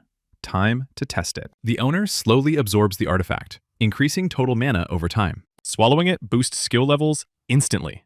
Cole had used such stones before Rebirth, and this one worked the same. All-Seeing Eye, Magical Weapon Transformation, and Full Bloom improved. The Awakened talent Name Your Attacks strengthened, along with Aether. Core stats rose, and total mana increased by 1. Before, Aether only stalled enemies. Now, it might hit harder. The boost could rival the original artifact from the survival game. Perfect timing. Cole already had a plan for tomorrow's trial. He went to sleep. Tomorrow would be rough. A dream followed. It began with a small company on the brink of bankruptcy. After awakening, Cole unlocked his abilities fast. A company director invited him to join, promising growth. In return, he demanded early activation of full bloom to enter the league. Cole was warned the effects would be weak at his level, so he wanted to wait. He joined, but did not unlock it and was benched. The director pressured him. Players were called expendable tools, and Cole was said to be nothing special. Cole finally awakened full bloom. The director was thrilled. Cole kept rising, won the championship, and carved his name into history. But early full bloom led to early decay. Cole woke in horror, bad memories, but this life was different. Success awaited. He had built his foundation earlier and stronger than his peers. Even now, beating top rookies was still hard. More work was needed. Strengthened bloom would push him higher. To hell with the past life. Cole met Derek at the center and asked if he was ready. Derek claimed full readiness, with warm-up and strategy planned. Cole was surprised he had his own plan. Derek's strategy was to do whatever Cole said. Cole hoped for something smarter. Clearly, that was wishful thinking. Everyone gathered at the stadium for elimination support. Who would drop out today was about to be decided. Cole teleported in. A normal city map appeared. Derek asked for the plan. Cole said, straight to the center. Their goal was the capture point, not kill zones. They would rush the center. Derek panicked, knowing Freddie and Emily were there. Those two would attack anyone entering. Was charging the Lion's Den smart? Cole said with that mindset, Derek might as well go home. Derek suggested thinking it through, but prep time was ending. When the match starts, they sprint. 10 seconds left. No one here mastered airstep and anchor like Cole. First move was reaching the capture point and delaying others. Emily was holding a grudge. Cole forced her to fight 3 alone before. Without him, they would not even be here. Freddie wondered what Emily was thinking about. It was obvious. Emily remembered how Cole played them before. She grabbed Freddie and pushed him to stay sharp. He had to lock in on the goal. All that mattered now was avoiding dumb mistakes. Freddie got it, but felt Cole was trickier than she thought. Emily knew and had it mapped out. In the 3 versus 3 match, she lost, only because she hid her skills too hard. This time, she would go all out and do everything to avoid defeat. No more overthinking. If she impressed the judges, elimination was off the table. Emily picked a simple plan. Clash with Cole up close and drop him in one hit. Cole wondered why Derek was still behind. The guy could not keep up. Cole had taken a solid position. He did not want to stall. Once Derek arrived, they would take the capture point. Derek still doubted it, knowing all eyes would be on them. Cole had a plan. He told Derek not to rush or hide to make sure others noticed him. From that insane distance, Cole sniped one participant. A clean headshot? Absurdly strong. It felt just like Aether from the survival game. It rivaled Ethan's level. No. Cole had already surpassed that in his past life. Now, he beat even himself. Another shot dropped a second player. Derek flinched at the loud blast and reported it. Cole confirmed it was him. Cole told him to turn to 9 o'clock and move that way. Cole would be on the 2nd floor of the blue glass building. Maybe he should clear a kill zone too. Linda could not believe it. Michael only smirked, having called it. Cole was an insane shooter. The kid clearly had real talent. Linda agreed, but suspected he had gained a new ability recently. Michael reminded her Cole showed shooting skills even during the qualifiers. Still, if he was that good, why hunt artifacts in the survival game? His weapon choice was odd. Hosts barely use that gear, even for training. Maybe he upgraded full bloom. As Linda knew, it unlocked new talents. Adam suddenly entered the judge's room. They stirred, but he told them to stay seated. He heard an interesting contestant showed up and wanted a look. Michael asked if the chairman was scouting a recruit. Not exactly. Adam's offer had already been rejected. Cole was a bold kid. If Adam had known how it would turn out, he would have raised the stakes. No point dwelling on it. He preferred moving forward and finding new paths ahead. Adam hoped fate would cross his path with Cole again. All 3 judges were stunned. Unexpected, but facts were facts. Michael approved the mindset and wondered what the crafty old man was planning. Derek arrived. Cole told him to go to the 2nd floor, room 1701. So that was Cole's hideout. Just as Derek thought, it was empty. Most players likely stayed outside. They were watching the arena. Going out now was extremely risky. Derek asked for details.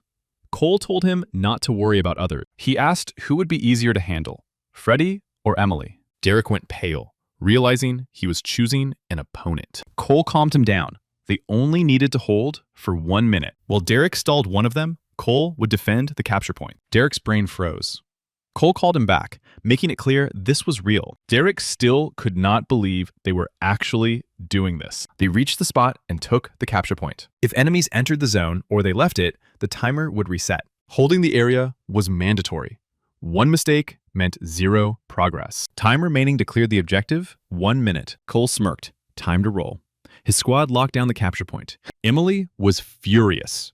Sniping from cover was no longer enough for him. Freddy guessed there might be hidden stashes on the map, but that seemed unlikely. This was not a replica of a real dungeon, just a survival mode city map. Rushing the capture point unprepared meant instant loss and elimination. In the survival zone, a powerful artifact was hidden.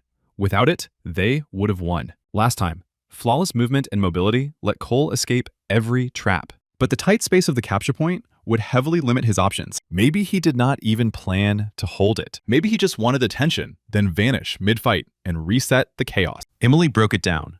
Cole was not about raw strength. In a closed zone, mobility would not save him. He must be aiming to profit from chaos. Chaos that erupts when players clash over the capture point. Either way, Emily and Freddy would not fight to hold that zone. They had to crush Cole's plan before the bloodbath. But a removal alert stopped them. Several players rushed inside, and none survived. If Cole wanted chaos, he should have stalled them and escaped until more hunters arrived. Freddy realized the problem. Only 20 seconds remained. Derek knew this meant fighting to the bitter end.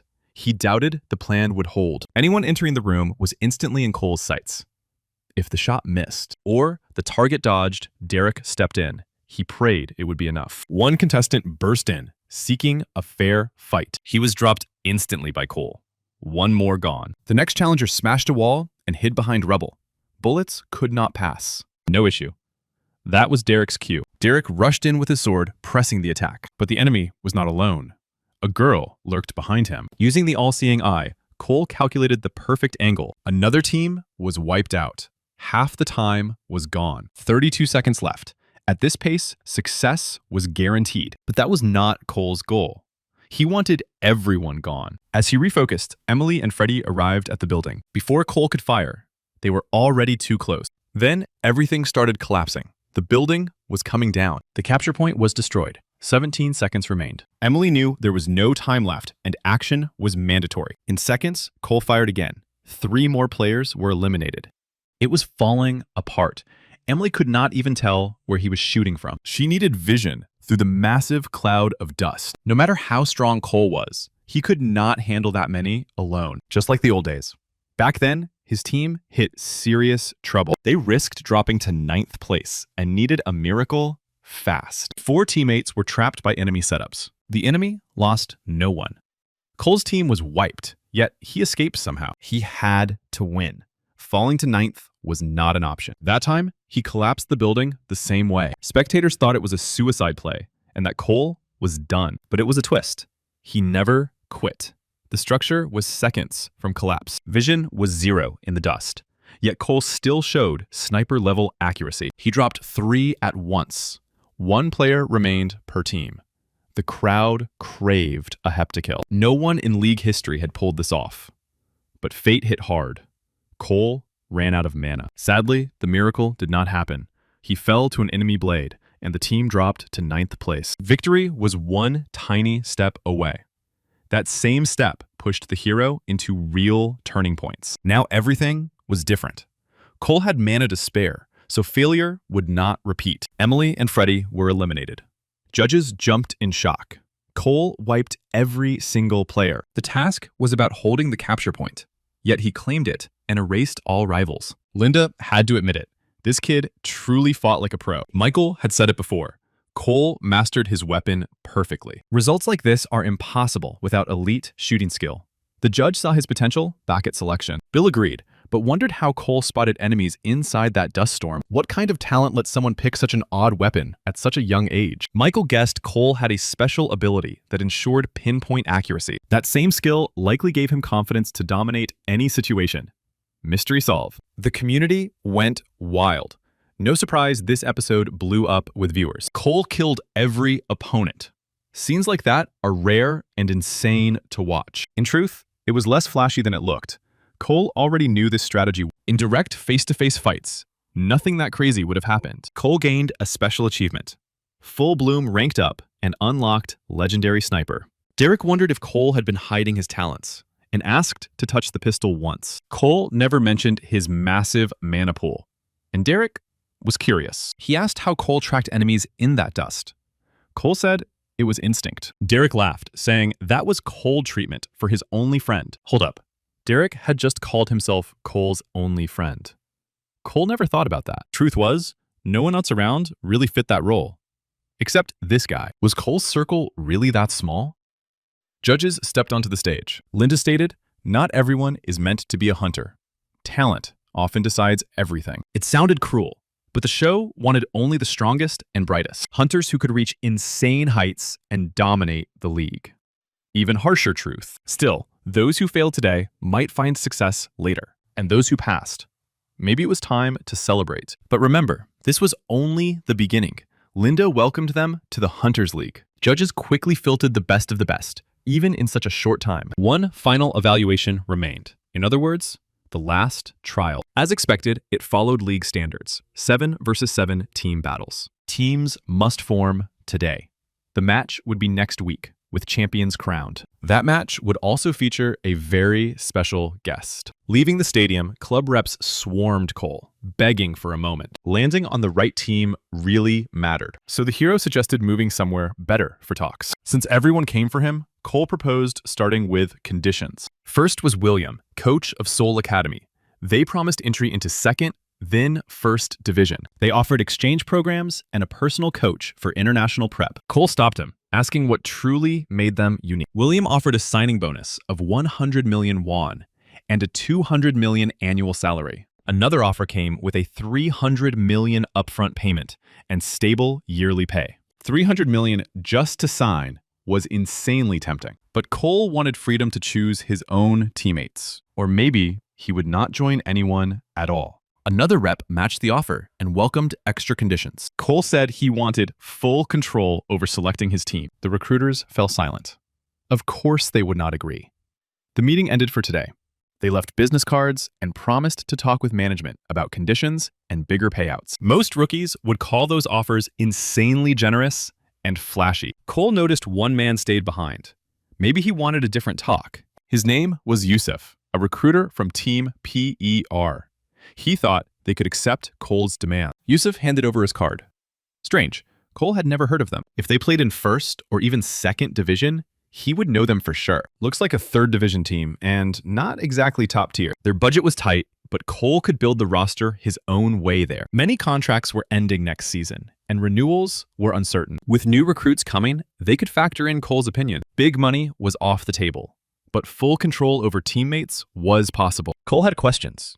Did that mean a squad made only of rookies? Yusuf suggested meeting their director to clear everything up. He seemed ready to accept almost any condition just to sign Cole. Yusuf asked him to think it through and meet the director if possible. So here were the options. Cole could join a prestigious third division team, get a solid signing bonus, and pick 1 or 2 partners.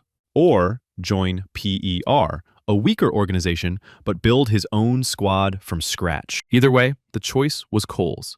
Derek was dying to know the answer. Derek waited outside. Recruiters meant nothing to him. He stayed at Seoul Academy anyway. He just wanted details on where Cole might go. Cole mentioned the 300 million won offer and solid salary. All offers felt similar. Derek was stunned. Looks like Academy pay was not that great, oddly enough, especially since the Academy was prestigious, with elite training. Derek still did not know which team Cole would choose. The hero was unsure too. Derek said there was nothing to think about, just accept. Cole explained he wanted to choose his own teammates. His ambitions were huge. Derek agreed Cole was talented, but rookies rarely set conditions. Maybe true. Those ambitions only looked big for his current position.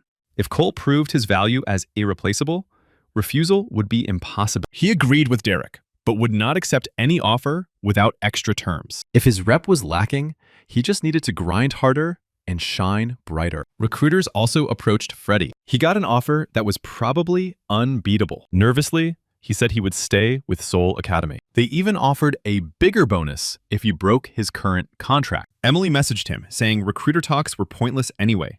Freddie wondered where Cole would go. He was the first true sniper in Korea's Hunter League. That last match was intense, yet Cole never missed once. Soon, Cole would join a team, and he and Freddie would clash again in 3rd Division, maybe beyond that. That was when the real hype would start. Derek did not get why Cole headed to the workshop. Nothing was broken. They were entering real league matches. Gear was mandatory. Derek thought air step and air anchor were enough. He had never seen pros fight. Proper equipment could flip an entire match. There were countless mana-powered devices in all shapes and sizes. A female worker greeted them, realizing it was their first visit. She assumed they needed gadget repairs or weapon fixes. Before they spoke, she suggested checking out mana devices. Stepping inside, Derek was blown away. This place was a hunter's paradise. The girl was ready to explain how to choose mana gear properly. Perfect timing. Cole said some idiot followed him in, clearly clueless about this kind of equipment. The world now had countless inventions, like air anchor and air step. Mana devices were usually split into 4 groups: offense, defense, and mobility. The 4th was more of a wild card, for gear that fit nowhere else. Those had wildly different stats and functions, often custom-made. Derek thought they came for that, but such gear was rare, so simpler options made sense. Most custom gear was ordered for match strategy or specific enemies. The girl showed a basic device, a stone that formed a mana shield around its user. It was easy to use. Derek found it strange. He rarely saw anyone use it. She explained why. Once the shield broke, the device needed cooldown time. Because of that, it was saved for emergencies. Long-range fighters used it most to survive sudden assaults. Gear choice always depended on goal or strategy. The right setup massively boosted arena performance. Cole tested a mana blaster and asked Derek who it suited best. It needed attachment. Sounded great for ranged fighters. Absurd. With Cole's pistols, it would not work. Bullets were too small. But wait, Aether rounds could take any shape. That changed everything. Derek showed a teleport device called Air Dash, ideal for ranged users. It kept distance. Cole grabbed it and instantly aimed a pistol at Derek's head. Perfect pick. It let him switch to close combat in a flash. Derek suggested taking everything, forgetting mana was limited and slots capped. 1 Air Dash was enough for Cole. Derek mattered more right now. Derek was lost. Too many options. No ranged weapon, so no shield needed. Mana Blaster felt useless, and Air Dash seemed too hard to master. Then, Cole grabbed something else. Derek thought it was a joke. Everyone gathered at the stadium again. Linda announced the final in 6 days. Time to reveal team rosters and the arena map. The final map featured dense forests and massive mountains. The battle would take place on the Field of the Gods, a world shaped like the tower. Cole had played on this map before and knew its tricks. Based on prior results, judges split everyone into 2 teams. Blue team had Emily, Sean, and Dustin. Red team had Cole, Freddie, Derek, and Liam. With early rosters, judges expected real team coordination. 1 week to bond. Michael said this match would be special. A first-generation hunter would join the battle. Adam Steinberg, acting as a neutral monster. He believed in the contestants and wanted to share priceless experience. Adam told them to enjoy the final. New stars would rise next week. After filming, Cole caught up with the chairman. He returned a card and mentioned Yusuf suggested meeting the team owner. Team PER had been stuck at the bottom of 3rd Division for years. After recruiter talks, Cole remembered a past life revelation. The real owner of that team was Adam himself. A massive scandal back then. Adam stared sharply. Publicly, another truth existed. PER had a fake owner. How did Cole know? Nothing slipped past him. A bold claim. Cole could see through people completely. He knew Adam's secrets. Every dirty detail. The question was what the chairman would do next. Adam did not expect the hero to have a skill like that. Hiding the truth was pointless now. He introduced himself as Adam Steinberg, owner of Team PER and chairman of the Hunters Association. He thought his and Yusuf's efforts failed. But Cole clearly changed his mind. Caught at last. Cole was ready to join, but on one condition. Adam hands PER's control to him. Later, the chairman told Yusuf everything. The situation turned spicy fast. To be honest, Yusuf feared Cole would bring trouble. unsure if they really needed him. Adam never imagined Cole would demand authority as a joining price. Sure, being Korea's top sniper allows some arrogance, but this was pushing it. He crushed the trials, but calling him a full pro was a stretch. Cole was confident about winning the final. More than that, he claimed he could beat Adam too. Yusuf was stunned by that audacity. Of course the chairman would not go all out. Still, if Cole beat him, those demands might actually make sense. Yusuf doubted that was even possible. That was not the wildest part. Cole added something after Adam accepted the bet. If Cole won, he would be the one hiring Adam, not the other way around. Yusuf was shook. Adam found it amusing. If it happened, the kid would be right. The chairman would not fold easily. He wanted to see Cole's hidden cards. Meanwhile, Cole gathered everyone. The team had no issue with him as captain. Cole expected Freddie to step up. That burning stare was intense. Freddie's focus started to pressure him. Cole suggested starting with strategy. Everyone agreed he and Freddie were the strongest. The plan would revolve around that. Like their rivals, they needed elevation first. On the field of the gods, power came before teamfights. That was the base plan. But a new variable appeared. The chairman himself. Some of them, including Cole, had to use a different approach. Everyone except Cole, Freddie, and Derek would farm items and hunt monsters. Those three would rush straight to the neutral monster zone at match start. First objective was finding Adam. Yes, Cole planned to outplay him. The guys were shocked. Liam said Cole lost it. 3 versus the chairman sounded insane. Adam promised restraint. But still, Liam remembered Cole dominating elimination and survival games. But did he really think he was Korea's best hunter already? Liam doubted it. Cole had made many enemies during elimination, but no time to dwell on that. Freddie stepped in. Everyone knew how strong the chairman was, Cole included. Of course Cole thought it through. Freddie trusted he already had a plan. The same guy who wanted Cole dead now defended him. Weird shift. Cole was not going in blind. The plan might sound crazy, but they should hear it. Judges gathered to remind viewers of the final rules. A standard league match had 2 teams of 7. Then the map decided everything. Each game had phases. First was farming, gathering items and hunting monsters. Then came the mission phase, capturing neutral monsters or their territory. Last was the teamfight phase, full 7 versus 7 chaos. Missions changed by map, making outcomes nearly impossible to predict. This final was special because Adam Steinberg joined the game. Everyone knew the contestants' roles. But what would the chairman do? This time, he acted as a neutral monster, just like the others. Still, Adam was a real pro and a brutal opponent. That was why judges imposed limits. All his stats were reduced by 2. His advantage would be less overwhelming, since every stat gap mattered. Plus, 14 players would face him at once.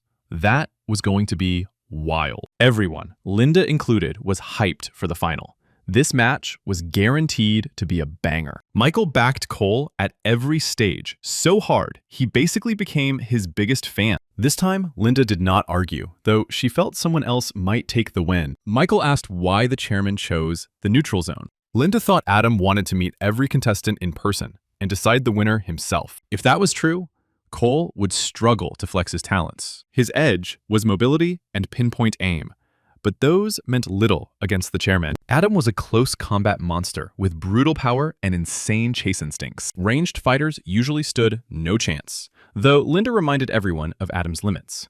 Michael said it was not about raw power. The chairman would never hold back. Bill claimed nothing was impossible in the Hunters League. Crazy stuff always happens. He mostly agreed with Michael, but still felt guessing outcomes was pointless. After all, the final map was the Field of the Gods. Only seconds remained before the final kicked off. Comments flooded in by the thousands. The chairman would finally show his skills live. The arena matched Cole's memories perfectly. The plan could go full throttle. Final rules were simple. The match ran until one team was wiped out. In the past, dungeons called towers appeared randomly across the world.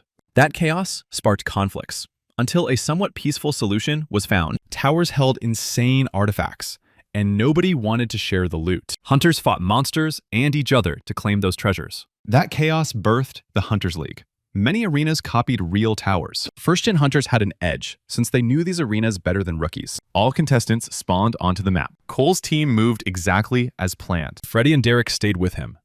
There was no turning back now. Team B, led by Emily, cleared monsters to level up fast. Their next move was likely clashing with the chairman. It was the safest and most efficient strategy here. Even with stats reduced by 2, Adam still outclassed the rookies. Team A ran a different setup. Only 4 hunted monsters. Cole, Freddy, and Derek chose another route, straight to the chairman. Linda said they were doomed. 3 rookies versus Adam was suicide. Michael agreed, but wanted to see what they were cooking. The chairman stood still at his zone. Someone was rushing him. Adam wondered if they hoped to slip by unnoticed. For now, they stayed hidden. Then a storm of bullets flew at Adam. That trick would not work. He wondered if that was really all Cole had prepared. While Adam focused forward, Derek and Freddy struck from behind. Too slow. Adam blocked everything. Still, Cole looked promising. If this was all they had, Adam felt let down. He expected more. What he saw looked like pointless sword swings. A massive shadow loomed overhead. The Field of the Gods once housed an entire giant civilization. For unknown reasons, they all turned to stone. Strangely enough, petrification did not kill them. Cole studied this arena deeply, since league finals were often held here. One day, he learned how to awaken a giant. The plan was reviving a statue. Freddy wondered if an artifact was hidden too. Cole felt it. Cracks in the stone. Break the right spots, and it would crumble. The giant sealed inside would awaken and break free. Derek was unsure. Maybe it was all just theory. Freddy, however, was convinced the hero had some rare, broken skill. Even if the giants were freed, they would not help. Too long imprisoned, they would not take sides. Their minds were likely shattered, attacking anyone in reach without reason. Derek doubted the plan. What if the giants saw Adam as one of their own and spared him? If Cole's logic was right, that would not happen. Still, the risk hit everyone involved. That was why they prepped mana devices. Derek finally got it. The plan might actually work. So that was it. Cole never planned a direct fight. He aimed for pure disruption. His real targets were the statues. Somehow, he knew they would awaken, or maybe awakening them was part of the plan from the start. Either way, it was wild. The giants turned on Adam. The chairman could handle them, but something else bothered him. The 3 vanished. Adam realized they used invisibility cloaks. Handy, but flawed gear. Those cloaks were not universal and became useless over time. That limitation was why hunters rarely relied on them. Adam thought they avoided fighting him. Then a bullet suddenly flew. Cole actually cornered the chairman. Adam had not felt this pressure in years. It was impressive. He acknowledged Cole's clean execution. Still, this was not victory. Now the field was even. Cole had to prove what he was truly capable of. The stadium was stunned. Judges finally realized why the hero targeted statues. He knew the trigger. Adam dodged the shots, but those bullets struck the giants instead. Cole pretended to aim at Adam while hitting statue cracks. Then he vanished under a cloak, shifting the enraged giant's focus onto the chairman. Michael could not believe it. Outsmarting a first-generation hunter was insane. Beating him outright would demand even more effort. Cole fired at a giant, but Adam blocked the shot. The chairman would not fall for the same trick twice. He waited for the next move. The all-seeing eye revealed weak points on Adam's shield. Cole fired again, knowing the shot alone would fail. That was the point. The bullets collided midair, rebounding. Both shots slammed straight into the giant. Even a first-gen hunter would struggle against 2 giants, yet Adam stayed locked in. Cole linked up with Derek and Freddy. They hid near monsters. Liam and the others were moving in with their own plan. Liam's squad had already wiped out plenty of monsters. He did not know Cole's full goal, but he was the one Cole trusted most. Before the final, Cole gave them strict instructions. First, clear monsters carefully and gather ascension items with 0 losses. Second, avoid the blue team entirely. Third, never engage in combat. Even face-to-face, retreat. Cole even planned their escape routes. Emily and her team arrived, hunting for enemies, just as Cole predicted. Emily swore she would not lose again. Liam signaled his team, and they bolted. With Team B on their tail, they had to keep distance. Liam doubted their odds, but failing Cole was not an option. He ordered everyone to run straight to the marked zone. When Emily arrived, she realized it was the neutral monster area. A giant roared, and she froze in terror. Liam had no clue what was happening. Cole focused on the chairman first, while absolute chaos exploded around them. The hero asked Liam to stall for time. The guy agreed, but only briefly. Cole needed just 3 minutes. Liam would see it himself later. For now, he would just keep tossing rocks. Cole told Freddie and Derek to move now, while they were still unnoticed. On his signal, time to knock Emily's team out of the game. Derek and Freddie dropped their cloaks and jumped Team B. One down instantly. Emily warned her team to avoid the giants and dodge the flying stones. The fight was only starting. Their focus had to stay on the red team. Emily formed a healing sphere. They picked the wrong target. While she was distracted, Cole fired. Emily was no amateur. Her defensive ring deflected the shot. Thinking she would not prepare was pure wishful thinking. It looks like Cole really underestimated her. Fine, switch to plan B. The hero pulled out the mana detonator. He detached a part first, then used Aether to reshape the detonator. The gun became heavier than before, but the shot was insanely strong. Another one down. Even Emily's barrier failed to save them. Liam saw it from afar. Even Cole could not believe it worked. Thanks to the healing shelter, Emily's wounds closed fast. Still, she risked elimination. In the Hunter League, Ascension has two paths. The first is simple.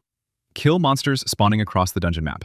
The second path is eliminating rivals. Emily went down. Her team was about to collapse. Adam also seemed finished with his part. It felt good. He had not fought at full power in a long time. Now he wanted to return to where they left off.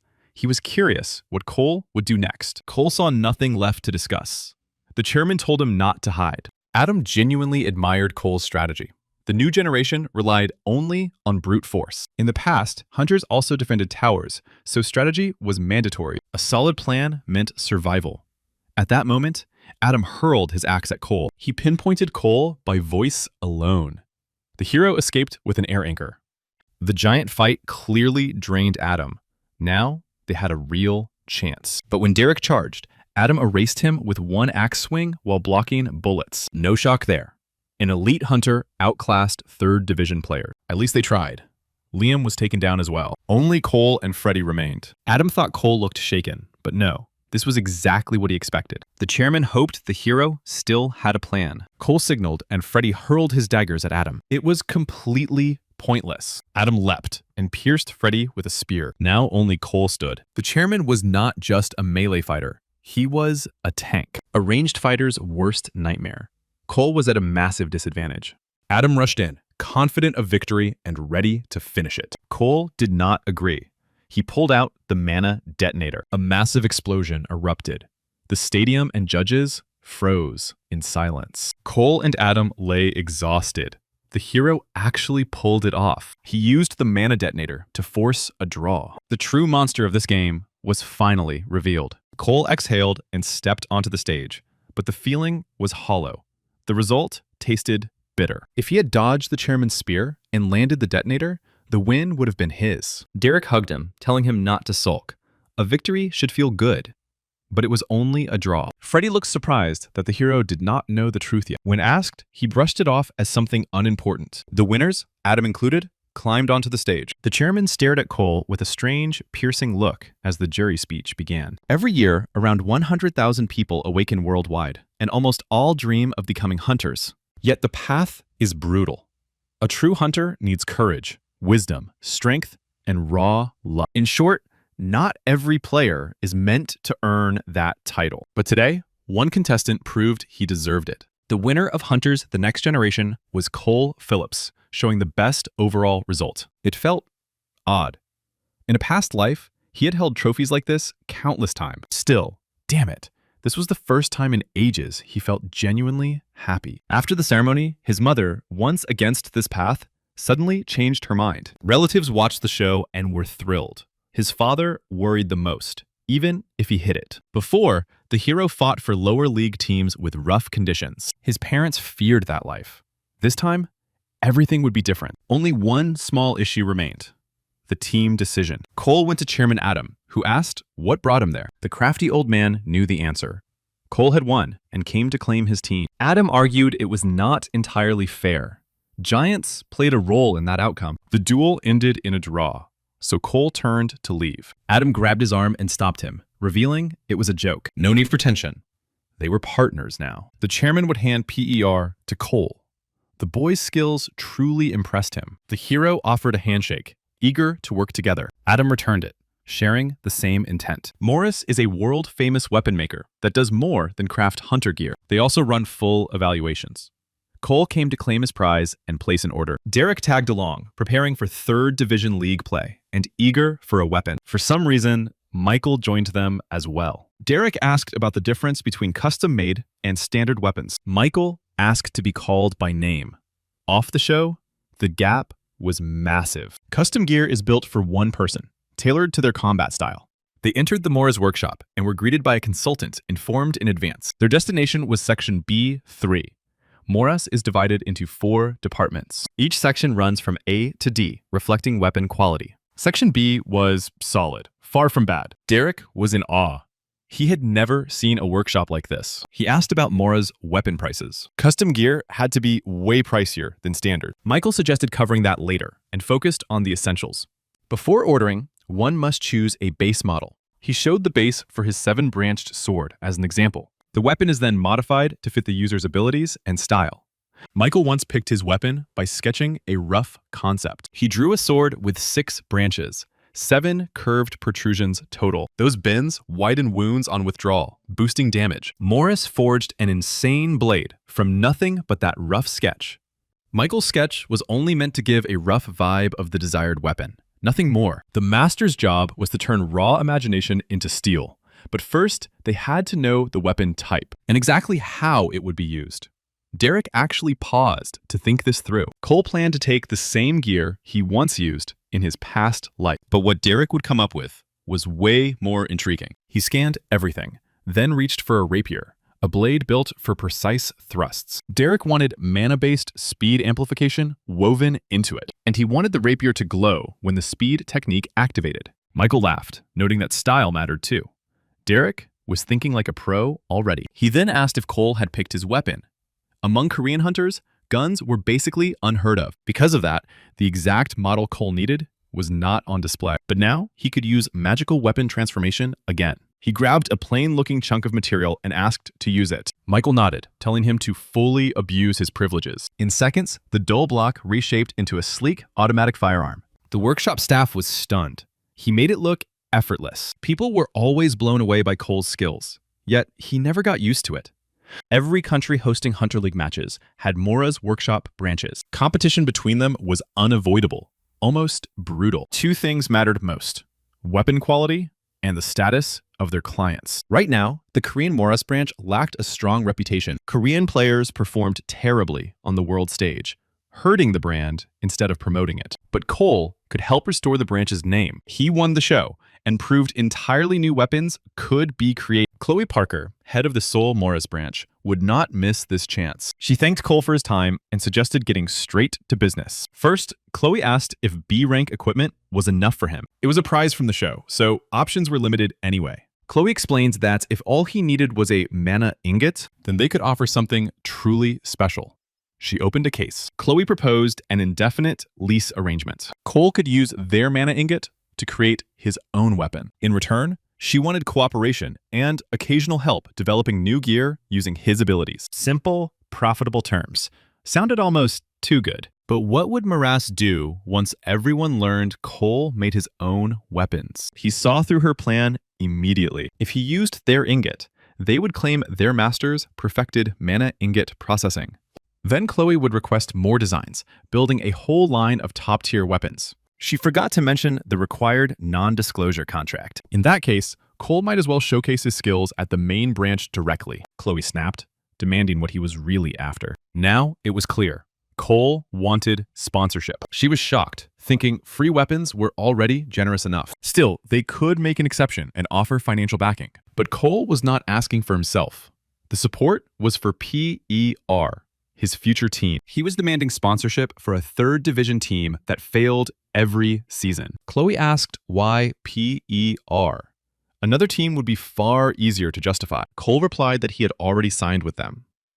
Chloe froze. She argued PER would not promote the brand or improve Morris's image. Cole understood, but to him, the deal was fair and square because he would help forge weapons exclusively for the Korean Moras branch. Their representative would contact PER management soon. Details would be settled then.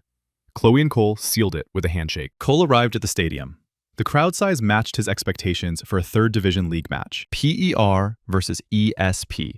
Bottom rank versus ninth place. A fight still within reach. PER had struggled lately, but a comeback was still possible. This time, they could outplay their rivals. Matches for Divisions 2 and 3 run in VR. Top league battles happen in real dungeons. That makes injuries far more likely. But Division 2 and 3 hunters are safe. So what are they scared of? Cole was stunned. This was not even a real fight. He came hunting hidden talent. PER was losing badly and forced to retreat. Cornered hard. A tragic sight. At this pace, PER would end the season winless. Cole was shocked. Not a single win. Maybe he picked the wrong team. Joining a stronger squad with real prospects would have been smarter. That path would ease a future jump to the first division. No chance. Cole would not back down. He would find a solution. First step was cutting dead weight. He would drop everyone he could, hoping at least one solid hunter remained. He was even more shocked to learn PER lived in a regular apartment building. Then again, his first team had no sponsors either, and lived the same way. Maybe things were not as bad as they looked. Inside, Cole heard shouting. The team was tearing itself apart over the loss. Accusations flew about cowardice, while Yusuf tried to calm them down. The coach urged everyone to cool off and talk it through. No wonder morale was trash. Their results spoke for themselves. Yusuf spotted Cole and introduced him as the new teammate and show champion. Cole said he watched their match and was honestly stunned by how useless they were on the field. One guy snapped, asking who Cole thought he was to trash pro players. Since feelings were hurt, Cole proposed a duel. If he lost, he would leave. If he won, that guy was out. Cole just arrived and already stirred chaos, but only 3 took the bait. The rest had no spine. Everyone moved to the combat hall. Same wavelength then. Cole hoped they would not turn off sensors and claim they beat him up. He told them to crank the settings to max. Scott warned Cole to brace himself or get wrecked. This was Scott, the guy who rushed solo and died in the match. His skill was a destructive dash that launched a shockwave. His stats were lower than the show contestants. He clearly skipped training. The skill was decent, but his control was trash. Hard to believe these guys went pro. Cole and the 3 entered the virtual battlefield. As expected, Scott charged instantly. Strangely, he sprinted past Cole. Then the ground shattered. The shockwave radius was bigger than expected. A legit skill. Cole escaped with air step, making Scott think he was in control. Scott dashed straight at him, sure of victory. Everything went as planned. Scott walked into the trap. The other 2 arrived late. Scott was already bound. Who was next? Cole warned them it was going to hurt. Predictably, they lost. Cole reminded them of the deal. Anyone who lost was out. Cole told them to disappear. 2 guys left throwing insults, but Scott stayed rooted in place. Cole reminded him again to leave. Scott bit his lip and apologized. Cole barely reacted. Scott apologized again, admitting it was his fault. He said he understood his mistakes and begged to stay, showing real grit. Scott lost to a rookie hunter. There was no clear reason to keep him. Scott argued he had a solid skill. Cole beat him, sure, but that skill was his edge. He asked if that was still not enough. Fair point. The skill itself was strong, but it meant nothing if he could not use it and would not listen. Scott swore he would obey if allowed to stay. Cole demanded full loyalty and 0 excuses. Scott agreed without hesitation. Cole was unsure if this was the right call. Truth was, the team was mostly trash and the budget was tiny. Maybe Scott could become an example for the rest. Cole cut 2 out of 7 and needed replacements. Emily had insane potential. She refused, flat out, even with a perfect contract. That loss still burned. She told him to imagine her position. Then Cole received a new message. It was from Freddie.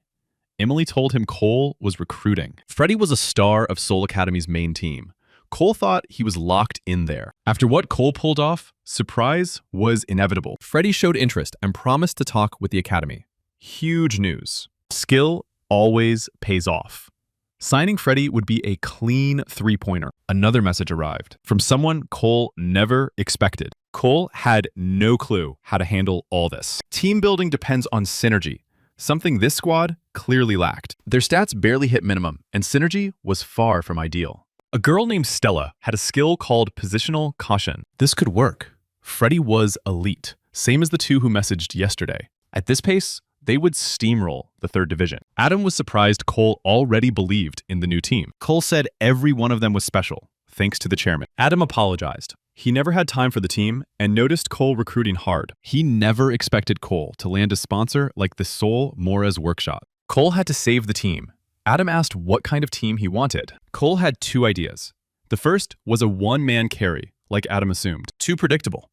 Adam warned that single strategy teams always fail. That left the second idea, still unfinished. Adam could call it the saboteur strategy. He did not fully get it, but trusted Cole and suggested moving on. Adam handed over the contract, transferring full team rights to Cole. Cole checked it, saw no issues, and prepared to leave. Adam added that the match was the season finale, and a press conference was tomorrow. Cole was now executive director and had to attend. Of course he would.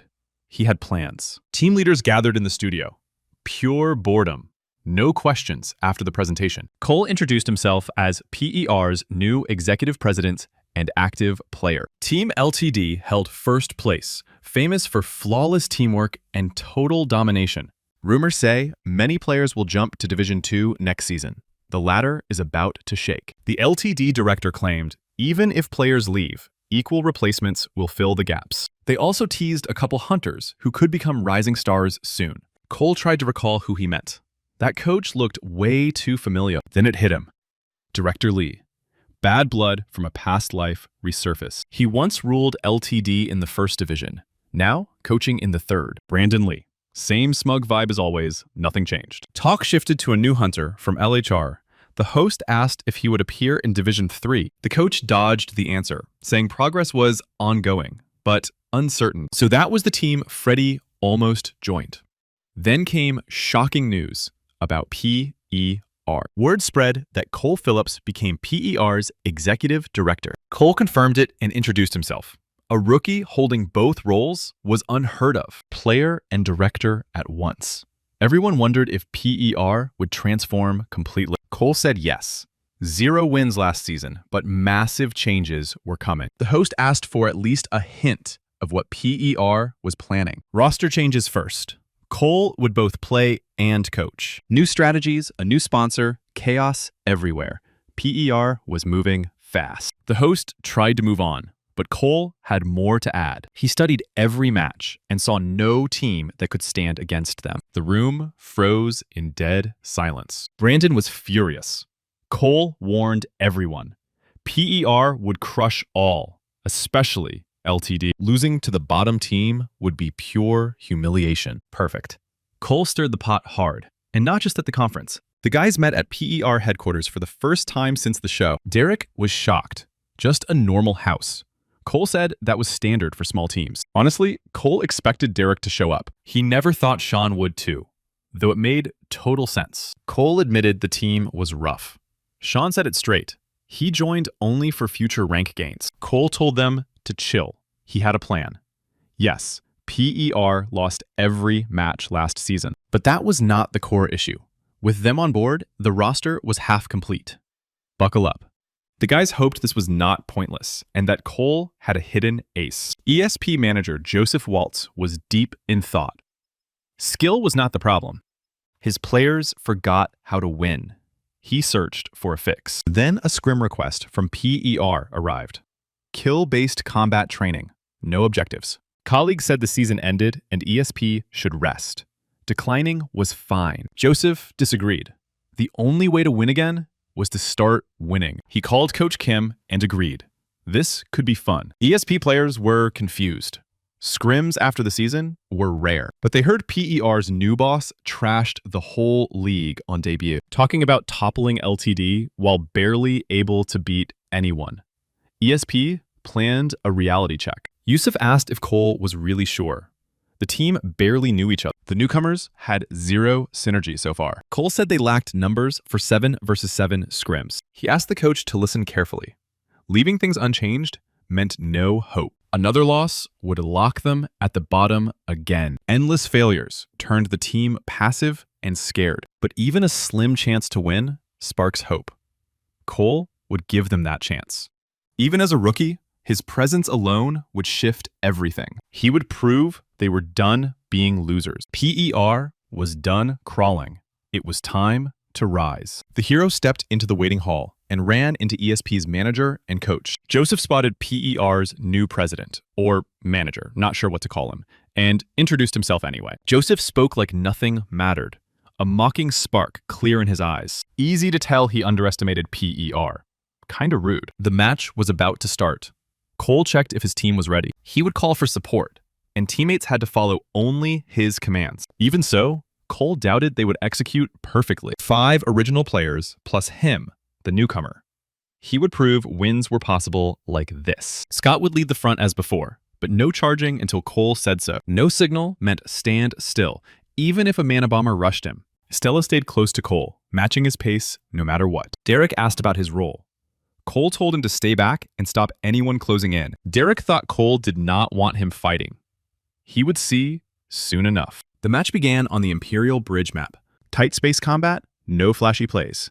Pure endurance, whose formation holds longer. That was exactly why Joseph picked this map. For a dumpster-built team, PER's formation looked solid. Joseph assumed it was just staging. They had no time to train since the last match. They looked stable only because they barely moved. Or at least it looked that way. Now, the manager and coach would see how Cole commanded his squad. Suddenly they noticed the ranged fighter had exposed himself. He drifted from position while tracking teammates.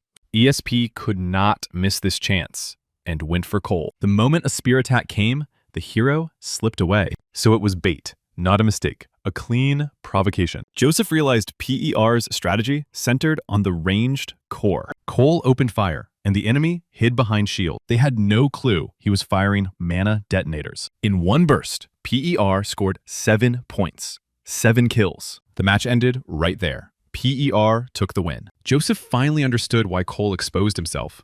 It worked perfectly. The manager admitted PER played insanely well. The team could not believe it. Their first win in forever.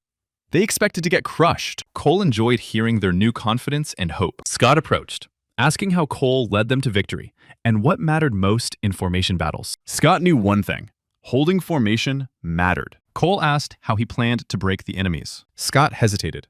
Cole answered by forcing collapse or brute force. Simple math. Smash it or break it. No mystery. It sounded obvious, yet Scott never thought of it before. What Cole did earlier forced engagement and struck during repositioning. That was why he jumped out and exposed himself. Scott was stunned. The answer was that simple. Freddy jumped in, saying the right answer always feels obvious once heard. What shocked him most was coordination. Like they trained beforehand. They did not. Cole just picked the simplest formation. So it was all part of the plan. Freddy suggested sticking with this strategy. With Derek and Sean added, the team would be even stronger. Division 3 would be a breeze. Ideal, sure, but even Division 3 would not be easy. Cole admitted they could not rely on this forever. ESP had a winning past, sure, but right now, they were just a 9th place squad. That strategy crushes low-tier teams, but it would not hold against higher-ranked monsters. Spamming one tactic over and over would eventually make it useless. Sean asked what came next. He joined only because he trusted Cole and wanted a real plan. That was true. Unlike the others, Sean came purely on Cole's promise. A promise that later, he could move to a better team with stronger contracts or prospects. Cole said they needed prepared setups for matches. Sean replied they barely had strong abilities at all. So what kind of setups could they even run? The hero explained that raw abilities were not the only weapon they had. He pulled out a mana bomb. This would be their new tool. One day, the team would remember this moment, when they became masters of mana bombing. Cole wanted Freddy to train using multiple swords at once. Freddy was stunned. Cole wondered if he really disliked the training plan. Freddy argued that controlling several swords would kill his precision. He was right. Telekinetic pressure loses focus when split across many blades. Still, Cole knew that in a past life, Freddy could handle this level. At least 7 swords at once, and 3 with elite fencing control. If Cole wanted fast growth, Freddy could not be left unsupervised. It was not pointless, but if Freddy refused, Cole would not force it. Freddy joined out of respect for Cole, and that respect still held. He sighed, knowing this was inevitable sooner or later. He asked how many swords they were talking about. Cole smiled and showed 7. That would be enough. Next was Sean. Cole wanted him to train throwing accuracy. The more precise, the better. But Sean looked confused. Using gravity so cheaply would not create real offensive power. He asked for the full idea before deciding if it was worth it. Fine, Cole decided to explain. The team would stack bombs using Sean's gravity skill. Mana bombs. That was the core of the plan. First, bombs would be mounted on Freddy's swords. Then, Sean's ability would come in. Bombs would be dropped mid-flight, directly from the swords. Sean and Freddy would become living artillery. This was the new strategy Cole mentioned earlier, their win condition. Cole called it the Grenadier tactic. Freddy would control multiple swords, each carrying bomb fragments. Sean's gravity would ensure perfect bomb drops on enemy positions. Still, one more piece was missing. Without knowing enemy positioning, the damage would never land properly. That was where Stella came in, with her ability to pinpoint enemy locations. She would relay precise positioning data to the team. Cole placed a hand over hers, making it clear she was the keystone. Without her, the bombs would be useless. Cole asked if you could count on her. She looked away and agreed quietly, cheeks flushed for no clear reason. Team PER was invited to a shoot celebrating the season opening. Cole had been reckless at the conference, so now he planned to keep it cool. He overheard a coach saying Cole lacked age and experience. Just another kid, they said, with PER looking like a shaky house of cards. The host felt PER had something to prove after a season with 0 wins. Maybe a tactic shift was coming. Cole stepped in, admitting his youth without dodging it. He implied that if PER won, age would be all their critic had left. The host noted how tense rivalries make the league worth watching. That rival talked big for an 8th place squad, barely ahead of PER. Cole planned to show their true build in the very first match. Freddy checked his confidence. Strategies exist to be used, not hidden. Even if revealed, no one would be able to counter it. Freddy believed 8th place would fall no matter what. By design, most pressure would land on Cole, but that was not what the team needed right now. Freddy was the core of the plan, and Cole made sure that stayed clear. Freddy promised to give everything he had. It was time.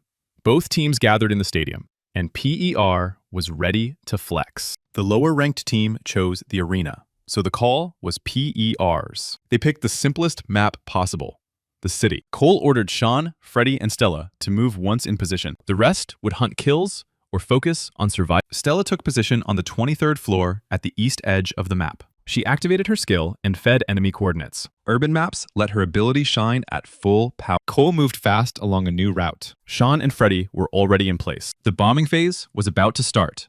Buildings included. Cole would snipe anyone who escaped. The others intercepting head-on. Everyone was set. One signal would drop the charge. Cole locked down a rooftop with his rifle. Freddy's daggers flew, shedding fragments of mana bombs midair.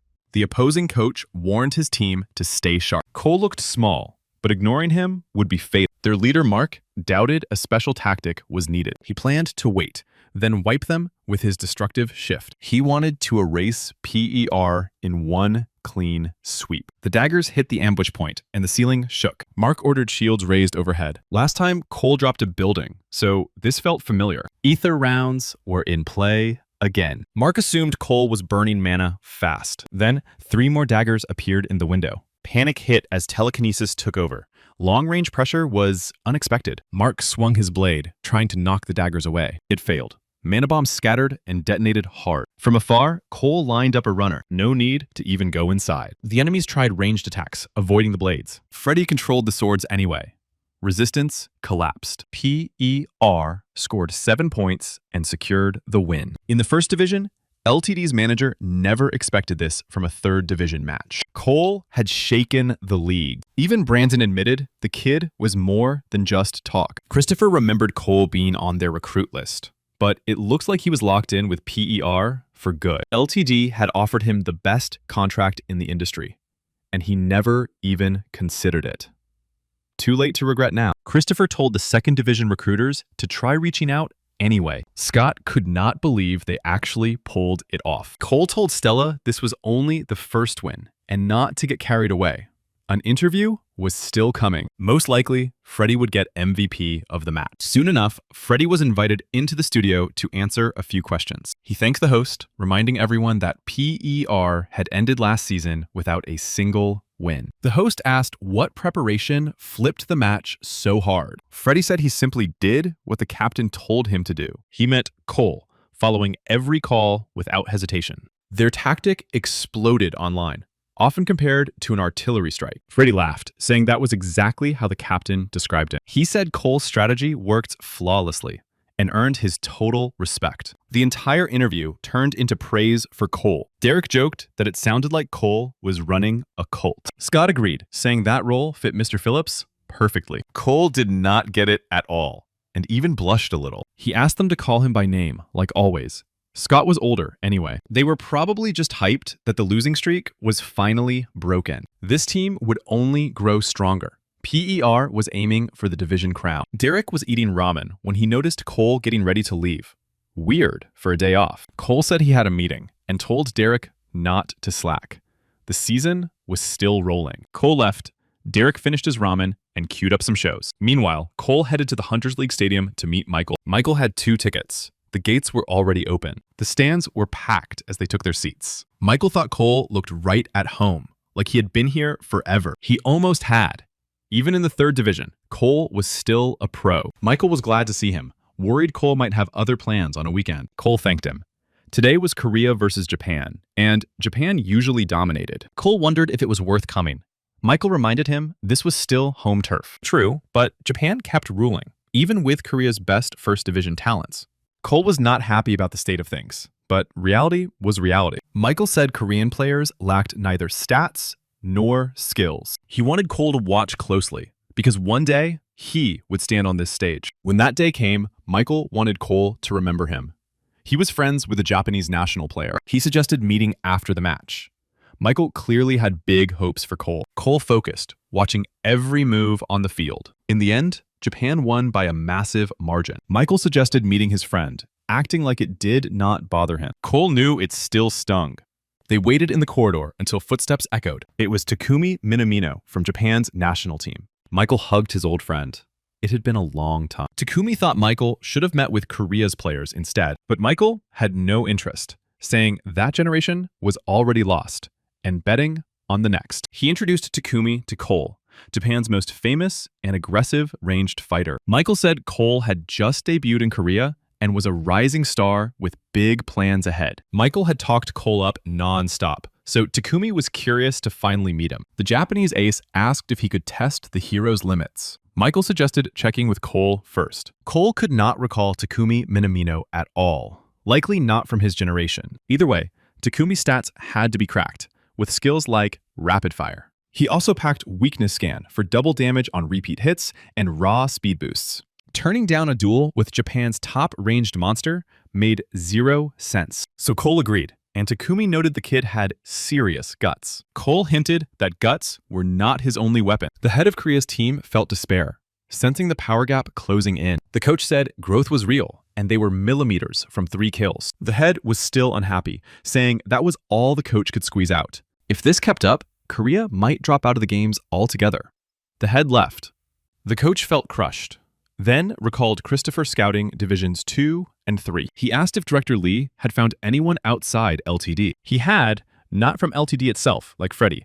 With Freddie and the gravity control kid, the national team would gain real trump cards, or even the next-gen star, Cole. Maybe that was exactly what the country needed right now. Still, they were just 3rd division kids on paper. Meanwhile, Cole and Takumi prepped for a virtual duel, and Michael sensed trouble. Takumi was the same hot-blooded beast from their national team days. He called it a test, but really just wanted smoke. Michael asked him to go easy, reminding Cole was still a 3rd division rookie. Takumi promised not to go all out. Cole chuckled, and Michael felt they were cut from the same cloth. Takumi entered the field.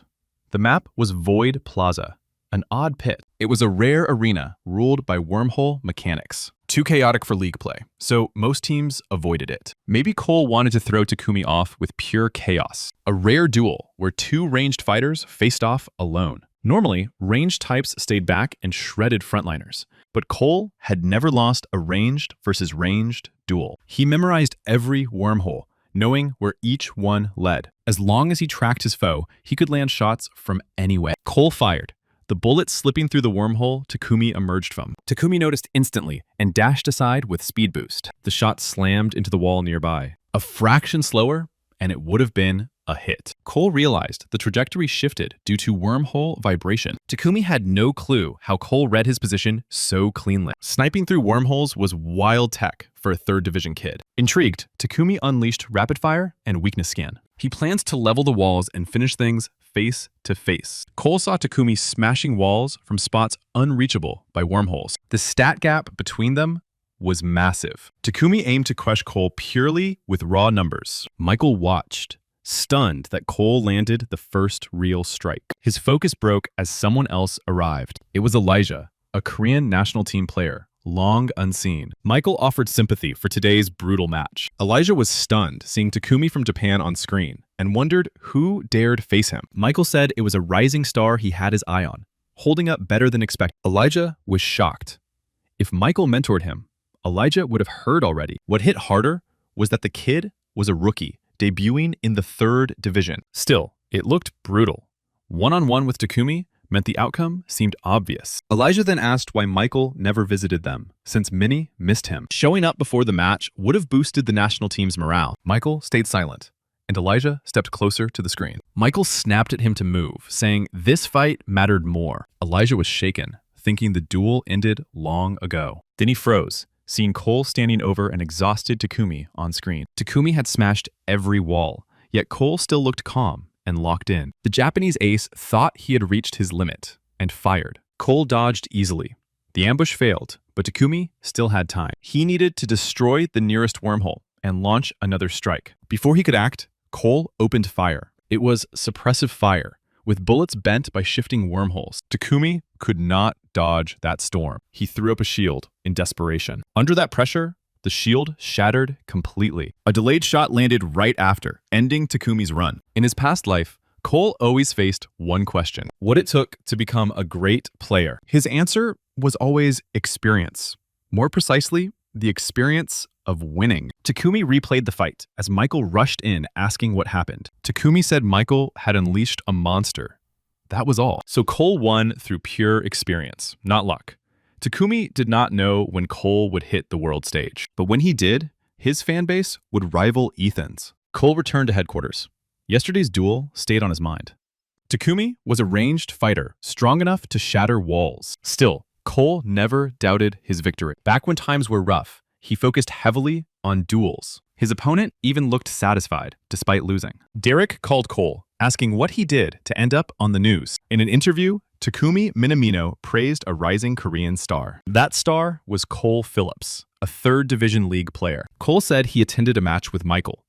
Derek wondered since when they were close. Everyone realized Cole truly fought Takumi and hoped he grabbed an autograph. They were floored when Cole said it was a duel, and he won. The reaction was explosive, as expected. On paper, Takumi had better stats and skills, but in experience, Cole was unmatched. He spent so long in the game that knowing every map detail was natural. Even so, a slight delay in trajectory math could have flipped the outcome. Freddie said he knew it all along. They just had to trust Cole.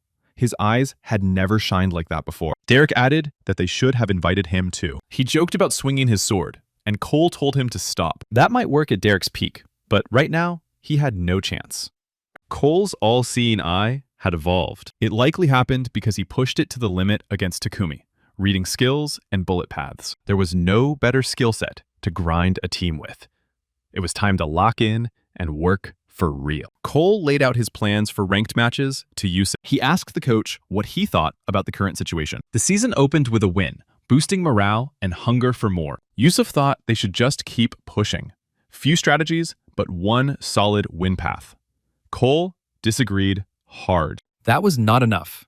What happens if the Grenadier plan fails? If Cole cannot hard carry alone, defeat is guaranteed. If the strategy collapses, they have zero options.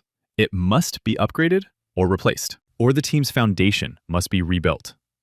Right now, each player needs personal growth. So they start with ranked games. Cole gathered Derek, Freddie, and Stella. The coach already briefed them. Derek thought they should focus on team play instead of ranked. Cole said individual growth must come first, or team fights mean nothing. Everyone would play ranked, then review matches with the coach. Later, Cole came to watch, but found a crowd. A famous player was probably fighting. Ben Stone was battling, a melee tank later known as the Knight. His opponent was Caitlin Beatles, a serial demolition specialist. Ben dashed in with acceleration, but Caitlin slipped away using raw firepower. She detonated a mana bomber, turning it into an explosion catalyst. Ben tried to close the gap to escape the bombing pressure. Caitlin was cornered, but she blew Ben up again and took the win. She looked dominant despite Ben's higher rank, though Cole saw it differently. If Ben had handled the mana bombers during his rush, or found another way to get close, he would have won. Ranked games are where class matchups and player choices matter most. To casual viewers, it looked like total Caitlin dominance. In truth, she was walking on a blade's edge. She approached Cole and asked about his division and rank. She must have heard his analysis. Cole said, 3rd Division, PER, rating 1000. She smirked and walked off. She almost got mad at the rookie, unaware he once topped the charts. Freddy's match was next, so Cole moved on. He did not get why Caitlin followed him. Many hunters were eccentric, and she seemed extra wild. Stella was already in her match. As expected, duels were rough for her. The Hunter Union Training Center hosted players from all divisions. She ranked among the weakest. Stella was shocked to learn Cole was watching. He noted her lack of bow combat experience. Stella had several skills: positional caution and rapid-fire boosting shot tempo, and a potential bind skill that immobilized living targets in set zones. Cole was surprised the bind was A+ rank. If she were a normal ranged fighter, he would teach mana-charged arrows or escape routing, but her kit made that pointless. He felt she should lean into her ability, not the bow. A support staying behind allies, not a frontliner. Stella doubted she could do much with just one skill. For now, maybe. But once Bind fully awakened, she could stop enemies outside her vision. That skill just needed time. No rush. Cole placed a hand on her shoulder. She was already a huge asset, a radar guiding lethal interceptions. That did not excuse skipping training. Stella blushed again. Cole sent her to the training field for a 5-minute survival challenge. Stella knew he was watching and wondered what he wanted. Not that she could hear any answer right now. Dozens of scorpions swarmed her. The Association Center went way beyond normal arenas. It was not just a standard gym. There was a special training zone too, a dungeon built to level scouting skills, designed specifically for scouts. There was no better place to unlock Stella's potential. Cole wanted her grinding all day. Meanwhile, Caitlin kept tailing him. Hunters really were built different. Scott lost his match and got crushed when he realized both the coach and Cole saw it. Cole told him to chill. He believed Scott had massive potential. Scott had a powerful ability and strong physical stats. His problem was timing and lack of finesse. Raw power without control. Cole told him to focus on studying and watch replays of players with similar styles. Like Ben, the tank with 4,813 points. Cole wanted proof Scott actually learned something. He expected analytical reports after every match. Freddie and Sean had solid rankings. Derek was climbing too. Derek asked for a special tactic to boost his growth. Cole thought Derek could use his weapon glow effect. The challenge was making it actually viable. That girl finally left. No clue why she chased him so hard. Strangely enough, Caitlin was in a good mood today. She beat Ben, a tough opponent in that format, and she met Cole, the 3rd Division player who beat Takumi. She followed him, hoping to see him fight, but Cole was just training his team. Boring stuff. Honestly, Caitlin thought his team was trash. Nothing to worry about. Cole and his team kept rolling with the Grenadier tactic. The real question was whether anyone could counter it. After the match, Stella kept training while Cole watched closely. The team was on a win streak, but nothing was guaranteed long-term. Their next opponent was LTD, the first real powerhouse they would face. Yusuf told Cole they should focus fully on preparing for that match. He did not understand why Cole pushed Stella this hard. Cole gave her a task to capture a monster or minion alive, to awaken her skill. Obviously, he could not explain that directly to Yusuf. So he said Stella needed better survivability, starting with mobility. More importantly, she had to learn how attackers think. Cole trained her to think like an aggressor, identifying perfect ambush points and elimination strategies.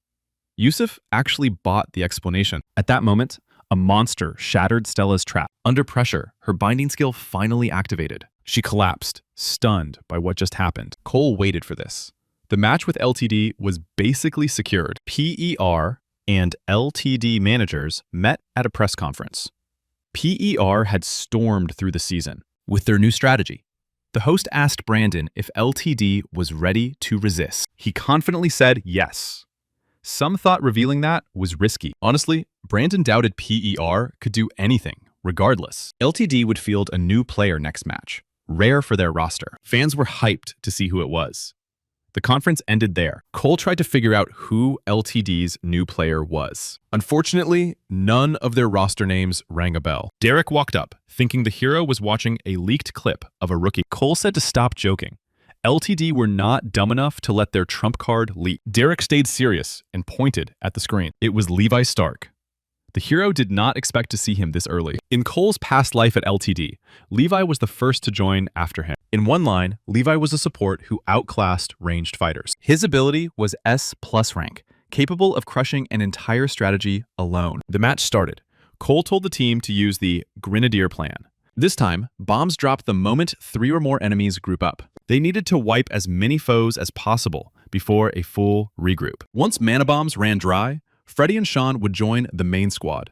Stella asked for orders. Cole told her to wait. She reported enemies gathering in a southern building. Blowing it up could potentially wipe them all. But Cole said to strike before they fully grouped. Freddy instantly locked the coordinates. He launched daggers with bombs attached. They dropped and killed 2 enemies running to regroup. The rest were inside the southern building. Cole's team regrouped. It looked like a steamroll. LTD seemed ordinary. Freddy noted the enemies were stacked. 1 bomber would not be enough. Time for trump cards. Bombs drop. Siege team pushes before dust clears. Cole knew Levi's ability and how it could counter this plan, but the team had to see it themselves. Every strategy had a usage limit. Freddy launched the daggers, but the bombs exploded midair. It was Levi, just as Cole expected. Adam fell deep into thought. Levi was once a normal kid from a safe tower zone. That changed when monsters invaded his life. The chairman took him in many years ago. Back then, Levi shouted about revenge against monsters. He devoted himself to training for that goal. Before he was ready, the last monster dungeon was cleared. With no target for rage, Levi sank into depression and left Adam. The chairman never knew where he went, never expecting LTD. Of all people, he now fought Cole. This match mattered to Adam more than any other. Derek worried about the blast, but Cole told him not to panic. 2 enemies were already down. It was 5 versus 7. PER had the advantage and stuck to the plan. Cole told Sean and Freddy to join him, Stella to wait. The guys stormed the building where enemies hid. Cole did not want this to turn into a head-on brawl. Freddy opened the attack first, surprisingly clean for a 3rd division team. Levi realized Sean and Freddy were trying to lock him down. Bad news. He could not handle that many alone. Levi bounced across platforms with air steps as Freddy aimed. Then Levi triggered his pulse, knocking everyone around off balance. The team staggered, gear falling. Levi admitted PER were legit. Compared to Adam, they were nothing. The outcome was expected. The Grenadier strategy was all they had from the start. Meanwhile, Derek lunged at one of the enemies. While distracted, another opponent immobilized him. Derek was taken out of the match, finished by a clean sword strike. Levi thought it would be easy, but he forgot about Cole. The platforms were placed with purpose. The hero had set everything up for maximum shooting precision. Levi ducked behind a wall, realizing Cole might be just as good, maybe better. The swordsman tried to knock the pistol away, but it was pointless. From 4 fighters, only 3 remained. Sean was still fine. He thanked the hero for buying precious time. 2 enemies stayed outside. Cole told Freddy and Sean to handle them. The hero went straight for Levi. Time to end this fight. The commentator noted the push looked suicidal. Yet Cole proved otherwise, with pure skill. The hero had shocked crowds in scrims, training, and matches before. But this was the first time he showed such crushing power in a direct duel. Still, the opponent was dangerous. It was unclear who truly held the edge. Cole had dropped 2 LTD members, but that meant little in a one-on-one. If Levi predicted his movement, the pulse skill would seal the win. It came down to a battle of minds. Experience would decide everything. Cole was a fresh pro. Adam wondered if he could really pull this off. 3-time International League champion, 3-time off-season champion, 8 MVP awards, 4 All-Star wins, plus victories in smaller tournaments. Those were Cole's past achievements, the pride he carried. When it came to game sense, the hero believed no one surpassed him. The duel raged on. Levi admitted Cole was strong, but the pulse remained the question. The ground shook violently. The hero's mana shield would not last. Then he would end Levi right now. His training with Adam had paid off. He gathered mana while dodging incoming shots. Levi clearly aimed to knock Cole out mid-air. The hero signaled Stella to be ready. Air currents would reveal Levi's next move. The moment Levi stopped to cast, Stella bound his arm. He lacked enough mana and was frozen in place. If Cole let him escape now, his sniper legend would crumble. Those were the last thoughts before the final shot rang out. Levi fell, and Team PER claimed victory. Adam was stunned. He never knew Stella had such a skill. Cole understood exactly how success was forged. Suddenly, someone called the chairman at that moment, asking if he saw the match. Of course he had. Cole was a thorn to him. The caller agreed. Cole outshined Levi. The man suggested bringing Cole over sometime. His daughter loved watching the match. Strange. Eliza never cared about lower divisions. What sparked this interest? In the locker room, Freddie typed furiously, telling the tale of Cole crushing LTD. Cole walked up and smacked his head, wondering what he was doing. Judging by the silence, Freddie would keep typing once Cole turned away. The hero was named MVP of the match and told to prep for an interview. The host called it a phenomenal game and asked if Cole expected the win. Of course he did. The crowd seemed to forget his words at season start. He had claimed no team would stand, and top squads would hate losing to them. The host remembered that press conference. Back then, it shook the whole scene and set the league on fire. Now they rolled the best moment of the match and broke it down together. Fans voted the top moment as Levi getting bound and Cole landing the finishing shot. The hero was asked what ran through his head and whether the duel was planned from the start. Tell the truth or flex a little. Stirring the pot would make it way more entertaining. Levi was obviously tilted. In a past life, every win like this turned the air toxic. So Cole said he is always ready for a duel. Nothing there was unexpected. Still, he admitted the enemy headliner, some guy named Larry, caught his attention. The host panicked and corrected him quietly, saying the name was Levi. Cole doubled down, calling Levi average and saying he walked straight into a clean trap. Not Levi's failure, just Cole being built different. The guy was clearly furious. This moment would shape Levi's first real impression of the hero. Maybe Cole pushed too far. And that was perfect, because interviews are supposed to hit hard.